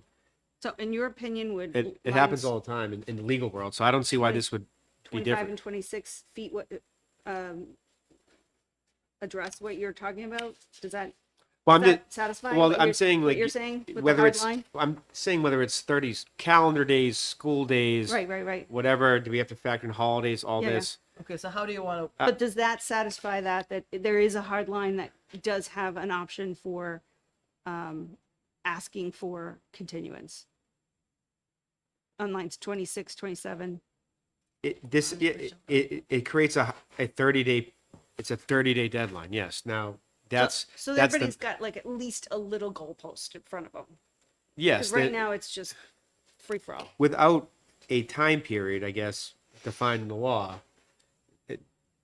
I suppose one side or the other could drag it out. okay, now wait, what are we changing in what line? And what is the language that we're going to put in? So that Ryan knows what to do. And which version, are you talking about the amendment or are you talking about the original bill? Talking about taking a bit out of the original and putting it into the amendment, So which is a replace all. I don't think lines 16 to 26 frustrate the application of both what the House passed and if you added that into the amendment, I don't think it frustrates either. I'm not sure what concerns the department, if they had any. I wasn't privy to that, but I don't. Having some time period, I guess if they, in 30 days, I mean, that's, keep in mind, once it gets done, then it gets scheduled in that time period. And, you'll have ample notice of what you need to do and when. But I suppose if you took the time period out, maybe it's going to be difficult meeting the 30 days because of resources. I don't know the answer. I'm just speculating. Okay. I still haven't got the language and exactly what it is that you So want to do. Senator Ward, the proposal is to take lines 16 through 27 out of the bill that was presented to us The original? that is as now amended labeled by the bill? House, yeah. So Okay. 0480, the Cordelli amendment to Right. 532. Okay, Yes. That's where we're starting. okay, Right. on line 16. And add it after, as section A in Senator Sullivan's amendment, after line 12. Yes. And where do you want that? After line 12, Absolutely. as subsection A. Yes, sir. We be removing anything from No, not Nothing else, just removing. making the Just addition. adding, putting the addition on. Okay, so you're taking 16 through 27. Making it A under 2. And putting it between lines 12 and 13 as a subparagraph. And I think to Senator Abbas's point, that piece does say the conference shall not be used to delay a due process hearing. However, both parties may agree to postpone the hearing pending a resolution. So it sets up like there's a goalpost. Parents and special education coordinators can, Okay, have a timeline. Senator Fenton's on her way down. She's in the building. She's on her way down. So are you I'm okay sorry, with that? Fenton. Attorney Fenton. Where's she coming from? She's in the building. She's on her way in the down. Oh, she's in the building. All right. Another question, would this be technically falling under Roman numeral 2? Okay, so let's see, we have it from the original bill, we're still talking about the amendment. We are taking from the original bill, lines 16 through 27, and putting that in between lines 12 to 13 in the amendment. Is that what you have? That's what we have. Okay. Good, we got that done. Boom. To amendment, okay. Any other corrections, additions, deletions we want to Ready make? vote. So I still have an OTP on the amendment. And I think we have changed and discussed it sufficiently. A vote on the amendment? We're voting on the committee amendment, No, it's The amendment- Sullivan's. Sullivan's amendment, So- but it's now been amended in committee too, so that's, Going on that, Which one do you Yes. want us to vote on first? 1915. it would just be the edited version of her. Okay. the one which did. Okay. So we're voting on the OTP with the amended version of the 1915. And we have talked about it. Do we have a motion to pass on the amendment as amended? The amendment as amended. yeah, sorry. I think Okay. I was grinding my teeth. All those in favor? Aye. Aye. Aye. Aye. Opposed? So that's out to pass 5-0 with it, with the amendment. Okay. No, Now we go back to the original bill. no, ought to pass Which as is- amended. Quite a bit thinner at this point. So I have an ought to pass with a second with the underlying bill with the amended amendment. All those in favor of ought to pass on 532 with the amendment? Aye. Aye. That's 5-0. Move for consent. And put it on consent? Move. So moved, opposed? Seconded, It's 5-0 for consent. Francis, do you want to take it up? sure. Okay.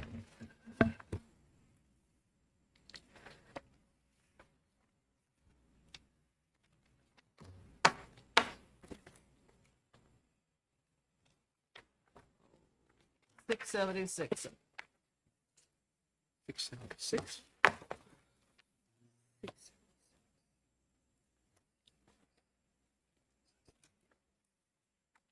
I'm suggesting we refer on it. Changes to the Parent Education Service Provider Advisory Commission and establishes education freedom accounts impact on parent satisfaction surveys. And it's a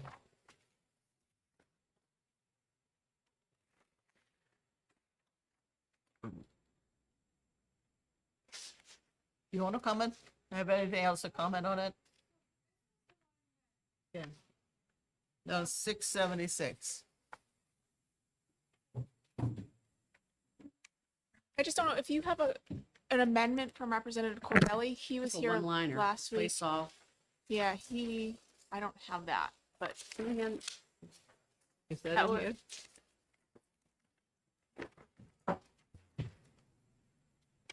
I had it in my folder. okay, so Is that a new amendment?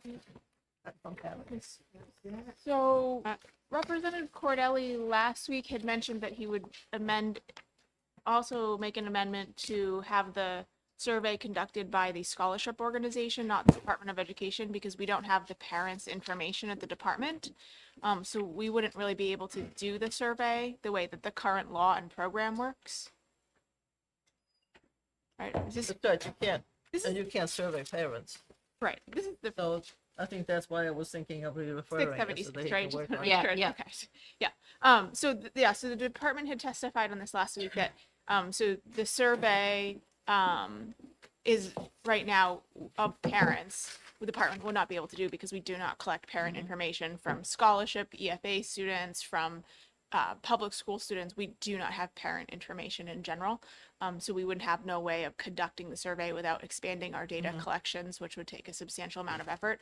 So I think Representative Cordelli had mentioned that he was going to put together an amendment to change that to the scholarship organization conducting the survey, but it doesn't sound like that happened. So I don't know how we could do that. Is that his amendment? So Oh, I see.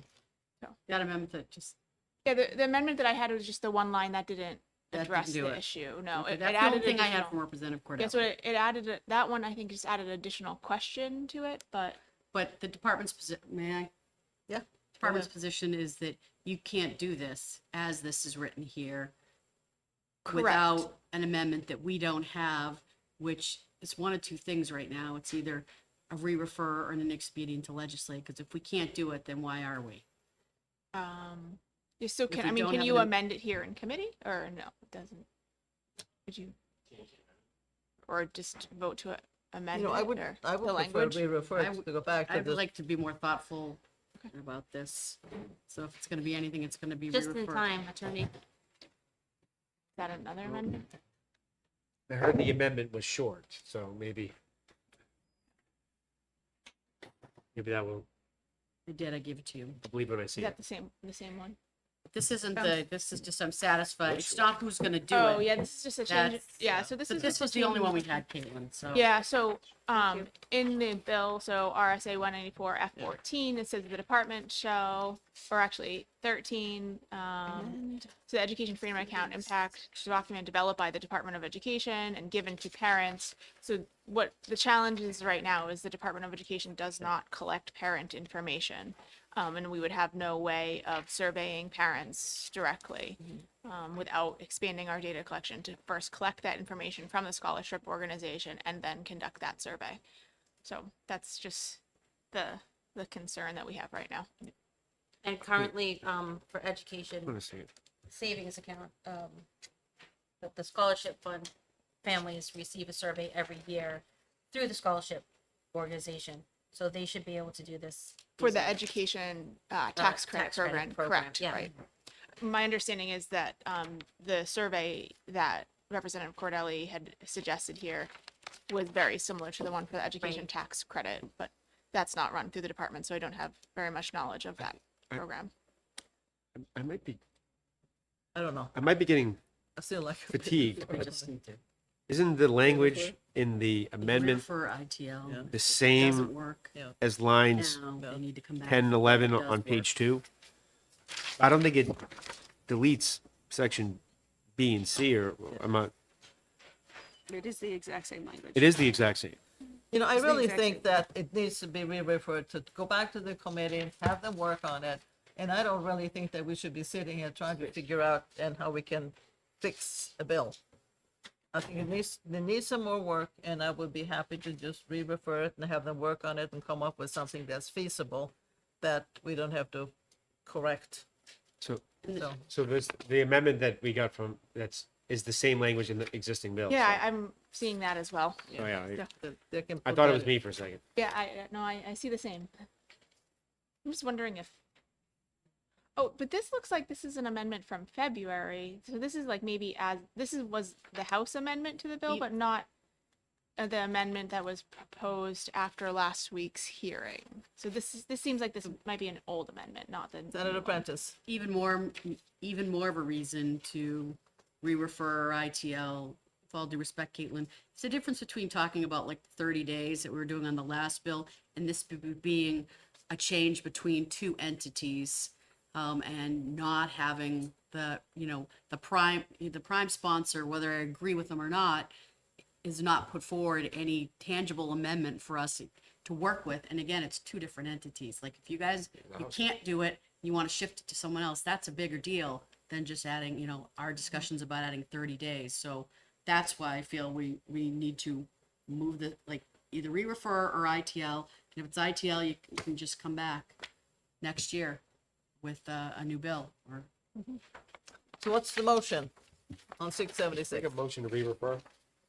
I have a motion of re-refer. There's a second. A second. I have a second for re-refer. Any further discussion on this bill? Are you ready to vote on re-refer? Is on the bill? re-referring just, you know, The what? is Kick in the can. re-referring just delaying the inevitable? Like, is this life support real, or are we just gonna bring it back in a different form? Like, Well, I mean, you can look at some of these things and have them corrected instead of us sitting here trying to figure out. right, but shouldn't the prime sponsor do that?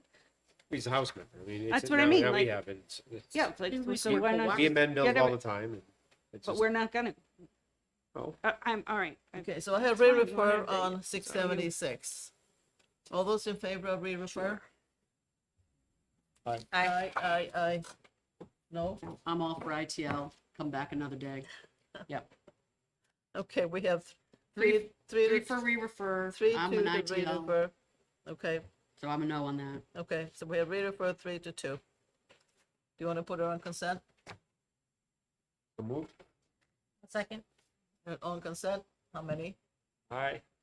Aye. No consents. No So consent. 3-2. No consent. Okay, Abbas, you'll take it out. Sure. 676 is a re-refer. 699, it's a thing requested by the Department of Education relative to special education definitions. Refines and adds new definitions related, yes. Can we, since Attorney Fenton is now here, can we just go over that amendment language to make sure we have it right and that it works within the department before we move it Which one? for 532? Do you want to open up 532? Just to verify the language to make sure that Okay, we, is Senator Fenton. that okay? I called you Senator earlier too. That's what, Look, we've called you Mrs. Fenton too, you know, like it's all meant and good. I can tell all of you as a recovering prosecutor, I have been called way worse, I assure you. So thank you for having me. I apologize. I was So Otherwise, Senator Sullivan busy has at a the question. department. She wants to be sure that 532 is. so on the amendment that we had, there was a concern that the 30 days was removed, so we added some language, and I just want to make sure that this is doable for the department before we. And I know that when you and I worked on that amendment, striking that section, that the language is already duplicative in another area. So I apologize. This is the one time I didn't bring my book. So if I can have a chance to look at it and then I can let you know. I'm not opposed. Thank you so much. I'm not opposed to having the 30 days remain in there.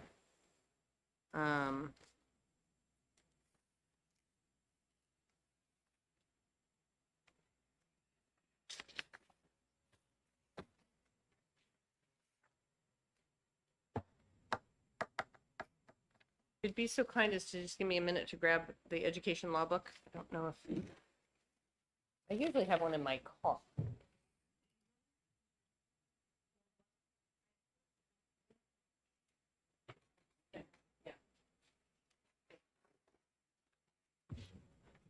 Caitlin's not gonna go the paper route. She's gonna bring it up on the. Can we work on 699 while they're looking at it? Yeah, He so looks smart. we didn't reopen any, we didn't do any reconsideration or anything You actually like look that. smarter when you We can hold move this big forward. law book, and even though it says the same thing. Well, you two check on muscles, 532. Let's go and do 699, 699. which is redefines and adds new definitions related to special education. And this is, from my understanding, a request by the Department of Education. Well, it's a thing they're here still. And I have a note here that Fredette and DOE approve of this, so. Okay. And that's the one that we recess from 1 week to the next. Right, that's right. So we could hear from the prime sponsor, Representative Katab. Yeah. Yeah, She came back. she did. So Madam Chair, there's an audit going on by the LBA, and it seemed, if I remember this correctly, it's in the notes here that, you know, Rebecca Fredette said they have the conditional responses and feel that nothing that they're seeing conditionally is going to impede or conflict with this moving forward, is what I heard. Not that I love that kind of response, But I just wanted to put that out there because there is an active audit going on.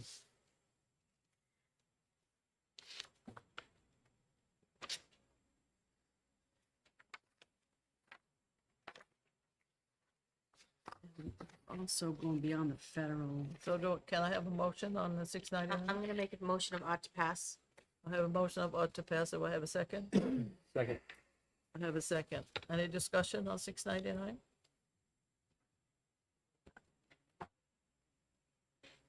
I guess unless you Madam have Chair? others. Senator Altshuler? Yeah, so again, with respect to what my colleague just said, is that this is looking to use information from an audit that doesn't exist yet.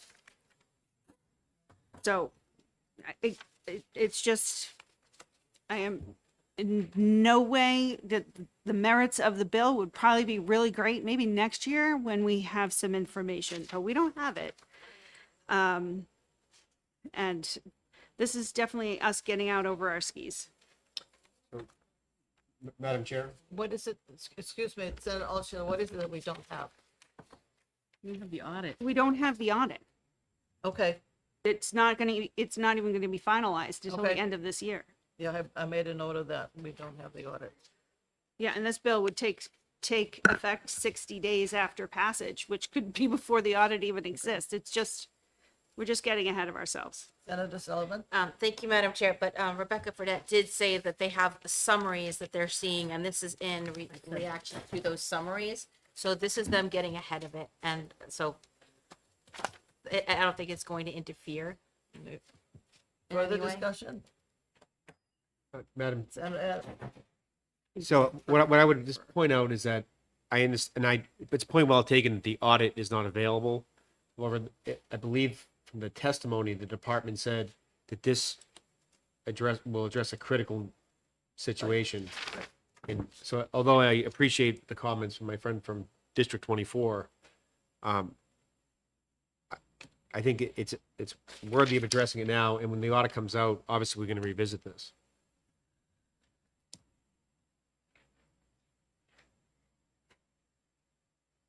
any other discussion?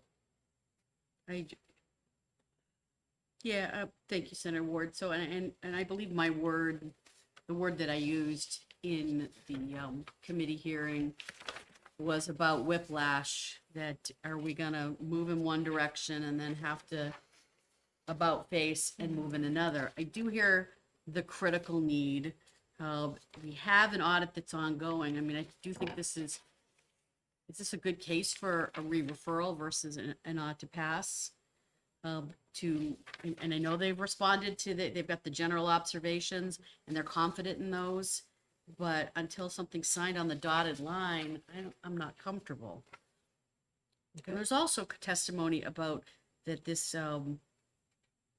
that these standards go beyond the federal level, okay, from federal requirements, focusing on increasing parent involvement, promoting greater student inclusion and education, which is actually, a good thing. So I'm trying to understand what that means exactly. It was in the testimony and in the hearing report. You could put a re-refer. I So prefer, we have a motion of ought to pass. yeah, we've got an ought to pass. We have to. Yeah, I know. We I know. would, First. all right, since there seems to be will in this committee to keep going forward, can we discuss the designation of specially designed instruction, which is on page 3, lines 8 through 17.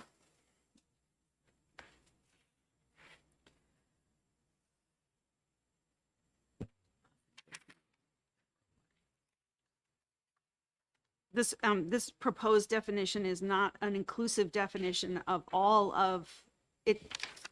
It is part of the definition of the IDEA, but not all of it. And under this definition, requires that, or leaves open the door that students would not be able to experience full integration into their classrooms and get support from general education teachers because they would be required to be provided education by appropriately state certified teachers or related service providers for special education, not just general education. So I fear that the way that this is worded starts setting the stage for the segregation that we experienced prior to the IDEA of wanting to, our goal is to have kids fully integrate into their classrooms in the least restrictive way possible. And I fear that we are now kind of veering back in that other direction pre-1970s that, proved to not be really great for our students. So if we can just get rid of that altogether so that we just stay with the default of the full IDEA definition. And then, we also, I just feel like the specially designed instruction and the related services So you set feel us up another for motion would segregation be more again. appropriate. So Not, You don't feel ought to pass is appropriate, you would like to have another not motion? unless we amend this bill.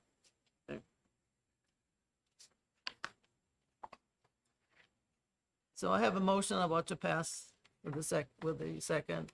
Senator Sullivan? I just thank you, Madam Chair. I'd just like to speak to what my colleague just brought up. On line 13, it says, can be provided in any educational environment in accordance with the child's IEP and least restrictive environment. So I think that it's covered there. And thinking, I just think it's covered. Any other discussion? Any further discussion? Okay, are you ready to vote on it? I have a motion about to pay. Or to pass. OTP. Okay, OTP. All those in favor of ought to pass? Aye. Aye. Aye. Aye. No? Opposed? Okay, so that's 3-2. Okay. You don't want to put this on consent, do you? No, thank you. No, No. Does Sullivan want to take it out? I will take that out. Thank you. Sullivan will take it out. Maybe we can get 2 more before noon here.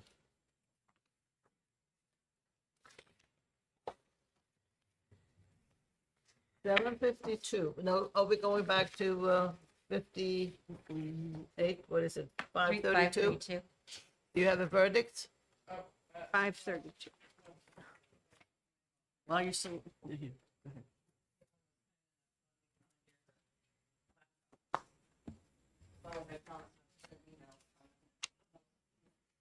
If you leave with it, does she get the rest of the day off? Yeah, we can make that work. So thank you again for your time and your patience. So when we look at the amendment, which would strike the subparagraphs and looking at the version as amended by the House, lines 16 through 27.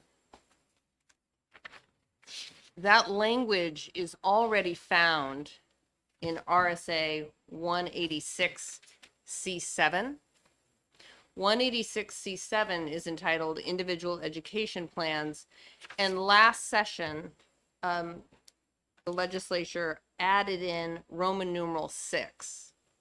That was added in at the end of the legislative session in conjunction with the department working with the Office of the Special Ed Advocate.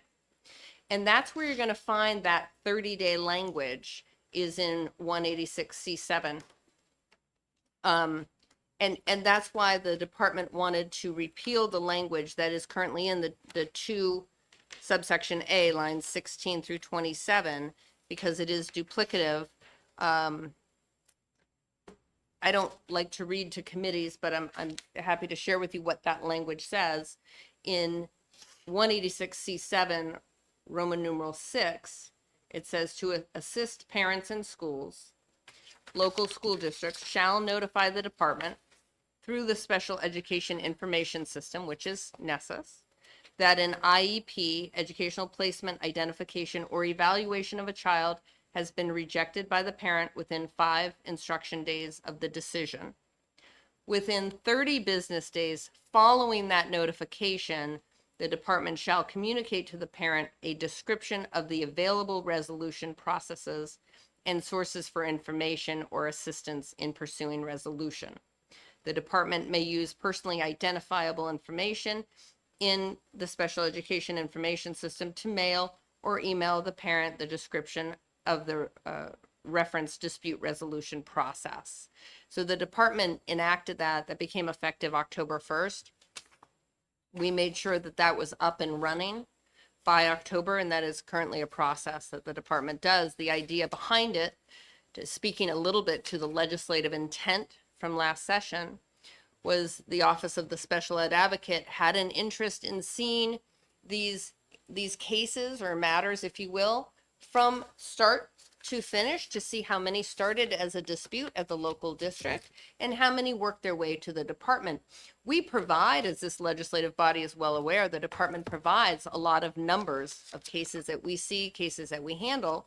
But if you don't have an underlying, like a denominator, if you will, of how many disputes started at the local district, those numbers are hard to put into place. And so that was the idea behind the legislative addition to 186C:7, Roman numeral 6. That's where you find that 30-day language. Does that language include scheduling?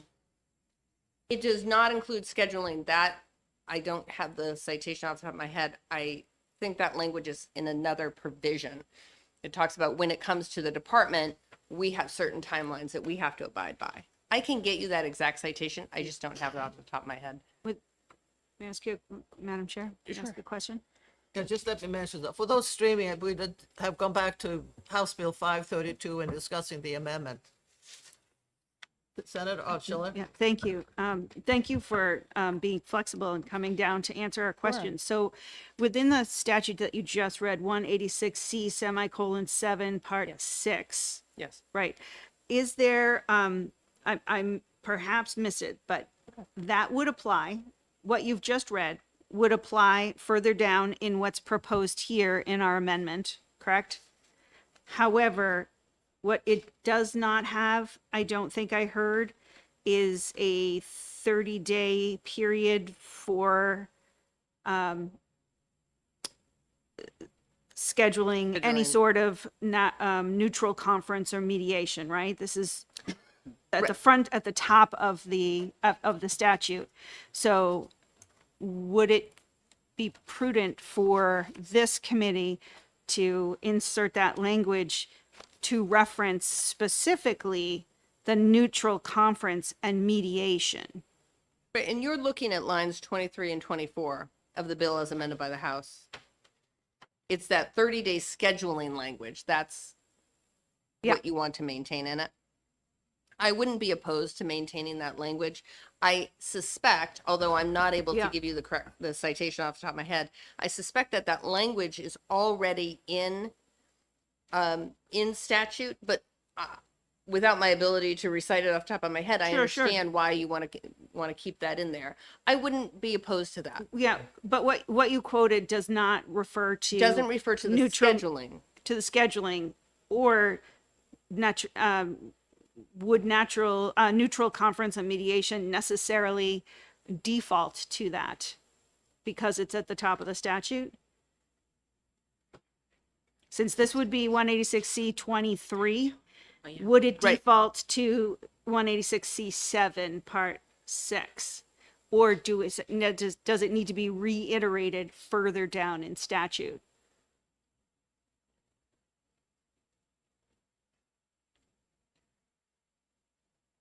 So the way the amendment is designed, the following subparagraph shall only apply to neutral conference and mediation. So if you want to have it apply also to Okay. alternative dispute resolution, it would have to be stated. It would have to be stated. It doesn't necessarily refer back to 186C:7, Part 6, because this amendment specifies these three things, right? So Correct. we need, No, I don't we see need that the as a reference in cross-reference. there. Okay. Appreciate it. That's Thank you. certainly I a just way to wanna- view it, yes. Senator Abbas? And you're probably more familiar with this than myself, but It's okay. for the computation of time, I think what you read to us was business days.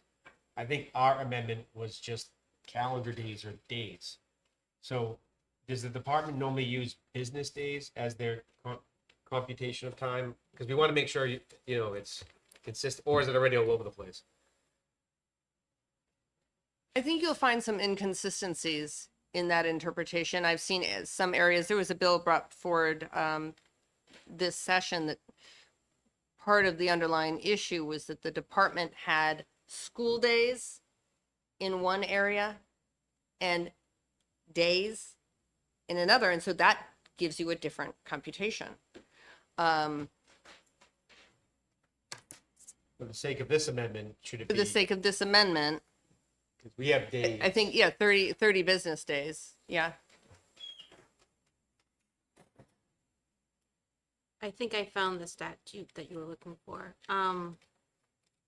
It says a mediation conference shall be conducted within 30 calendar days after receipt of a written request, which may be continued if mutually agreed by the parties, at which time issues shall be determined, options explored, and mediation attempts made within the New Hampshire law, and then it goes on. So that's 186C See, 24.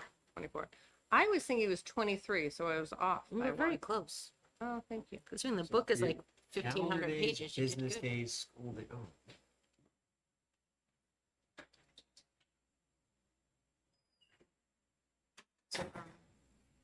Senator Alschiller, does that 20, did you say Reconcile. 23? 24? So yeah, it was 186C 24. 24. Mediation. Mediation. Mediation shall be provided as follows. So you're looking at 2B, To be the 30 days. 30 calendar days.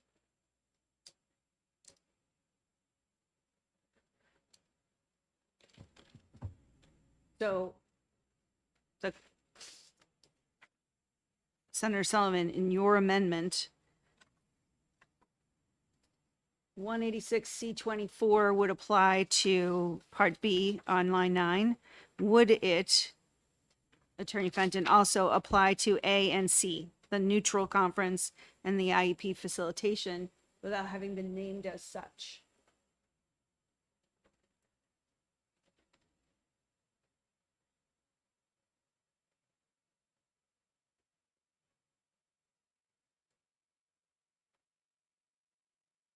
And you're referring to the 30-day provision? Yes. So 30-day provision is in 186C24. Mm-hmm. For in mediation. Part B. Mhm. However, what's being introduced through this amendment is neutral conferences. So it's something that we don't have right now. So in introducing them, do we want to Have the 30-day provision be have it applicable? enumerated that it also receive?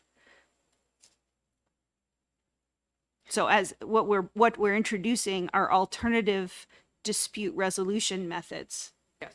So that's a whole new ballgame. And rather than requiring reference back to other parts of statute that do not enumerate these methods, why not just put the reference in? I think I've testified before that clarity from the legislature is always appreciated. So certainly not going to walk that back now. Okay. You know, the more clarity to the department, the more transparency to the field and parents. That would be fine. So where are we? We are at, I believe, putting line 16 through 27 In the amendment or? the- into the Sullivan Amendment Okay, as Part 2, parenthesis A, under Part 2, parenthesis A.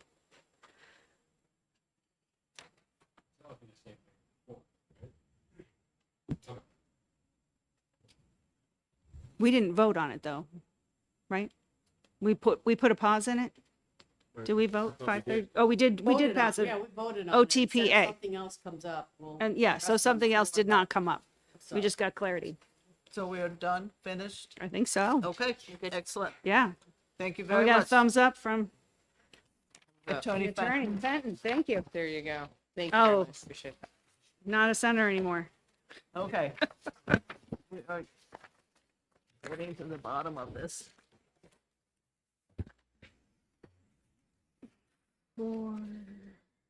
Okay, 7:52. That has to do with the closing of charter schools, This is your amendment, the Senator. process for it.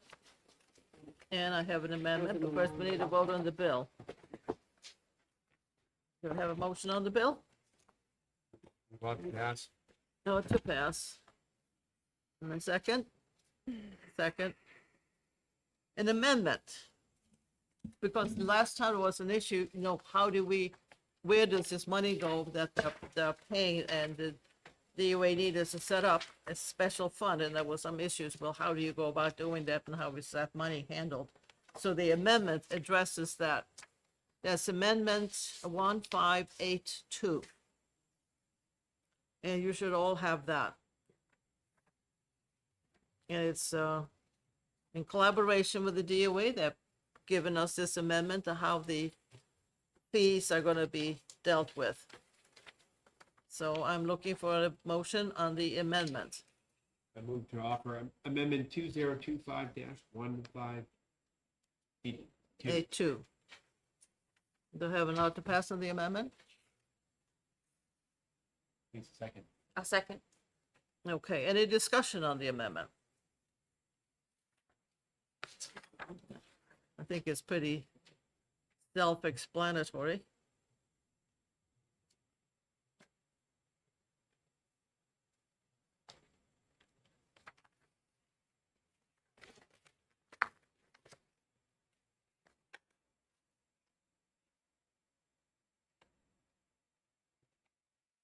Non-lapsing fund continually appropriated to the department.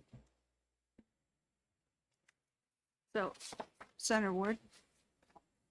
Senator Alcilla? Yes, so in your amendment, I'm looking at lines 12 through 15, so establishing a fund that is populated by transcript fees collected by the department after the closure of a charter school. So if this fund runs out, then what? Does it have to be, will it have to be populated with general funds, or the department will have to figure out how to keep it going? Or would charter schools have to pay a fee to be Ms. part of Davis, it? do you want to address that?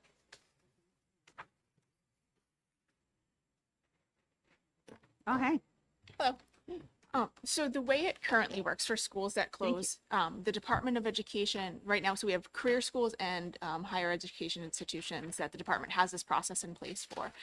So what happens is when the department has a person that is funded by these fees that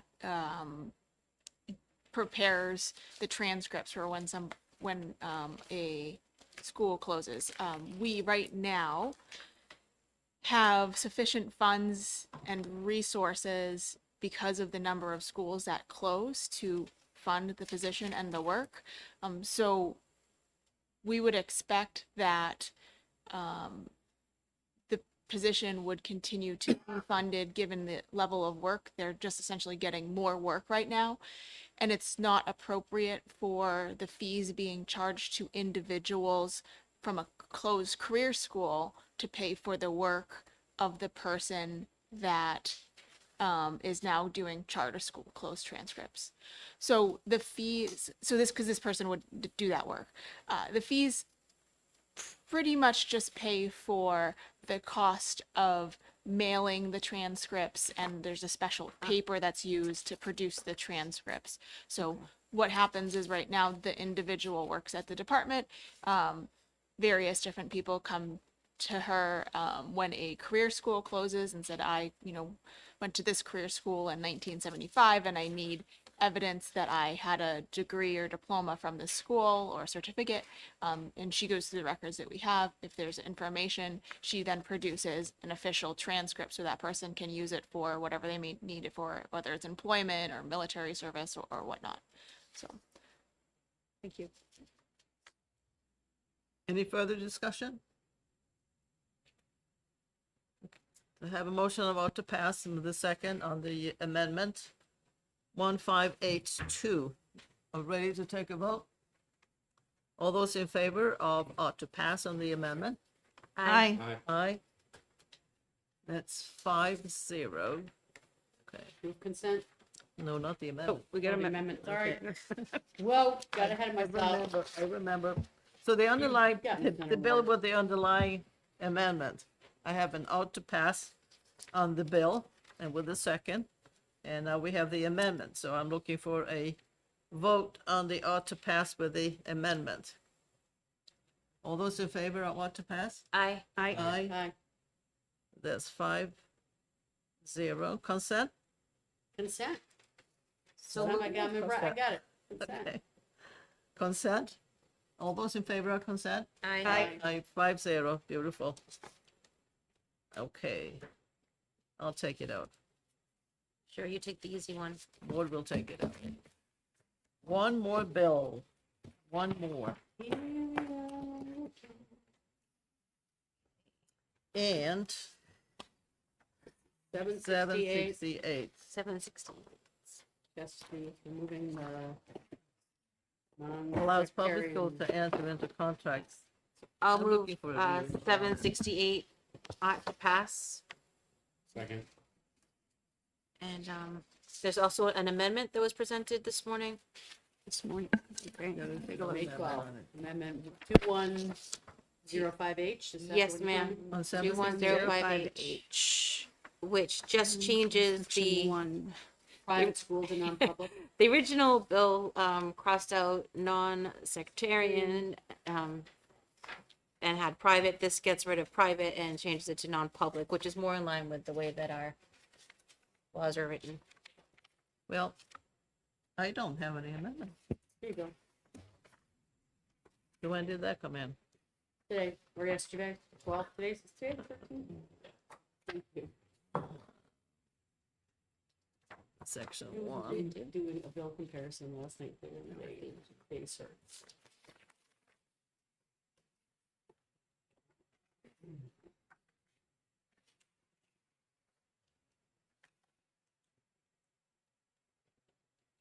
Okay, so they're checked into non-public schools, okay. So Mm-hmm. So 180. Brian, can I offer this amendment even though it's not from our? It's offered as a committee. Okay, so So I'd we like, have to offer it as a committee amendment, but we could reference the documents. okay, so I'd like to offer, Now, wait a minute, did we have a ought to pass on 768? Is that what I heard? I believe so, yeah. With a second. Okay, and we have the amendment. Do we have Yeah. a motion on the Yep, amendment? so I'd like to offer amendment 2025-2105H As a committee. as a committee amendment. Yep. And as I stated, it just changes the non-secretarian or private to non-public, which is more in line with the way our laws are written. And the motion on that is To pass. ought to pass with the amendment. But are we voting on just the amendment right now? Just to adopt We're it. talking Yeah, about just to adopt the right amendment. Yeah. Okay. I now. So have a discussion on the amendment. think we just did. Senator Prentice? Oh, no. I meant, I don't know how far up your hand was. So we're talking about the amendment now? We're Are we talking done with about the amendment. Okay, that's all. Yeah, I have an ought to pass on the amendment. We're changing the non-sectarian private to non-public school because that's what the language is. No, any discussion? Senator Abbas, Senator Altshuler? Okay.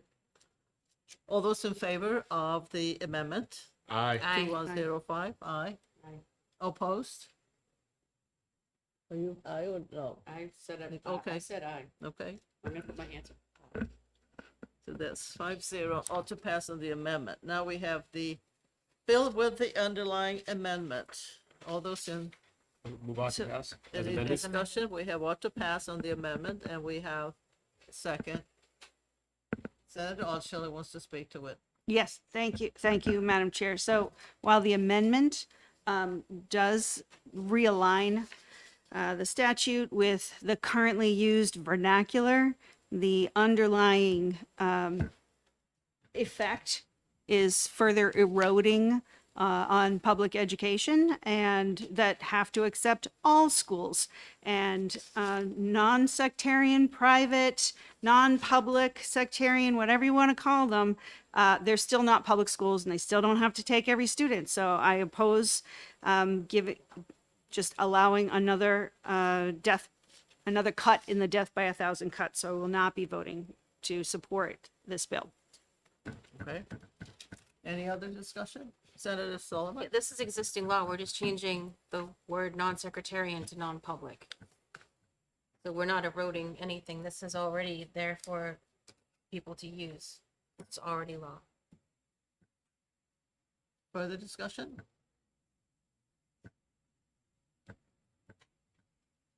Hearing none. Are you ready to vote on the bill with the underlying amendment?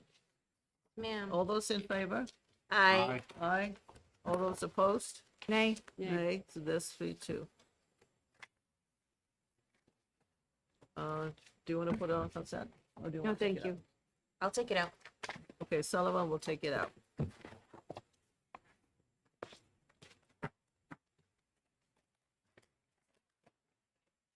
That concludes all the business of the Senate Education. Ma'am, I Committee. move. Come out of executive session. So moved. All those in favor of exiting executive session? Aye.